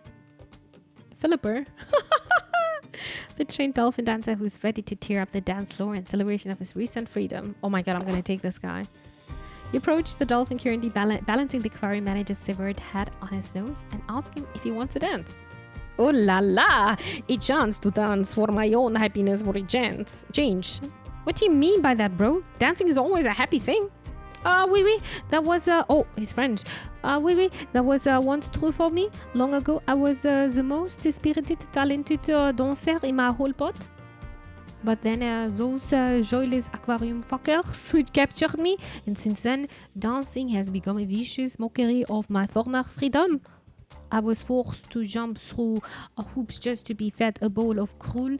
That's not an aphorism. I literally jumped through hoops. I'm so sorry, Boo. You don't have to dance if it's like a cruel reminder of your suffering. No, don't fret. I'd still love to dance. I'm especially excited to dance on my captor's graves. That's not an aphorism either. The Vanderbilts graciously decorated the dance floor for their festering corpse. Yippee! You and Philipper morbidly dance the night away. You tap dance on the corpse ribs, juggle their skulls, and do the limbo with their spines. Oh god. Polly and Scott even tossed Philipper some of the body's severed fingers to reward his moves. He catches them in his mouth. Yes, let them eat the flesh of their prop pressers. You lose 5 I have 0 stamina. But gain plus 5 hype from Philipper's bloodthirsty moves. Is it game over now? No.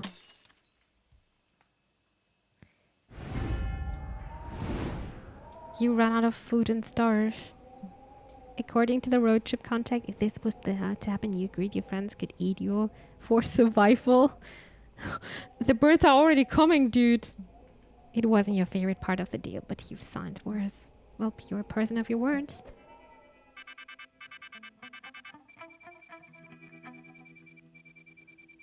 Damn, I failed. I got none. I don't have a good ending. Can I just go back to my last save point? Oh wait, you can now play Prank Master mode? Interesting. Dun, dun. The road trip is ruined. I was so close. I was so close. Close. What does Prank Master kick me? Some cutthroat mechanics to decide who's the MVP. Beautiful glitch declines. Responsibility for broken relationships. I kind of want to see one good ending though. Oh, so close. How does multiplayer work in this game? That's a good question. The only thing I know is so far that the other person doesn't need to have to the game. Damn. Okay. Oops.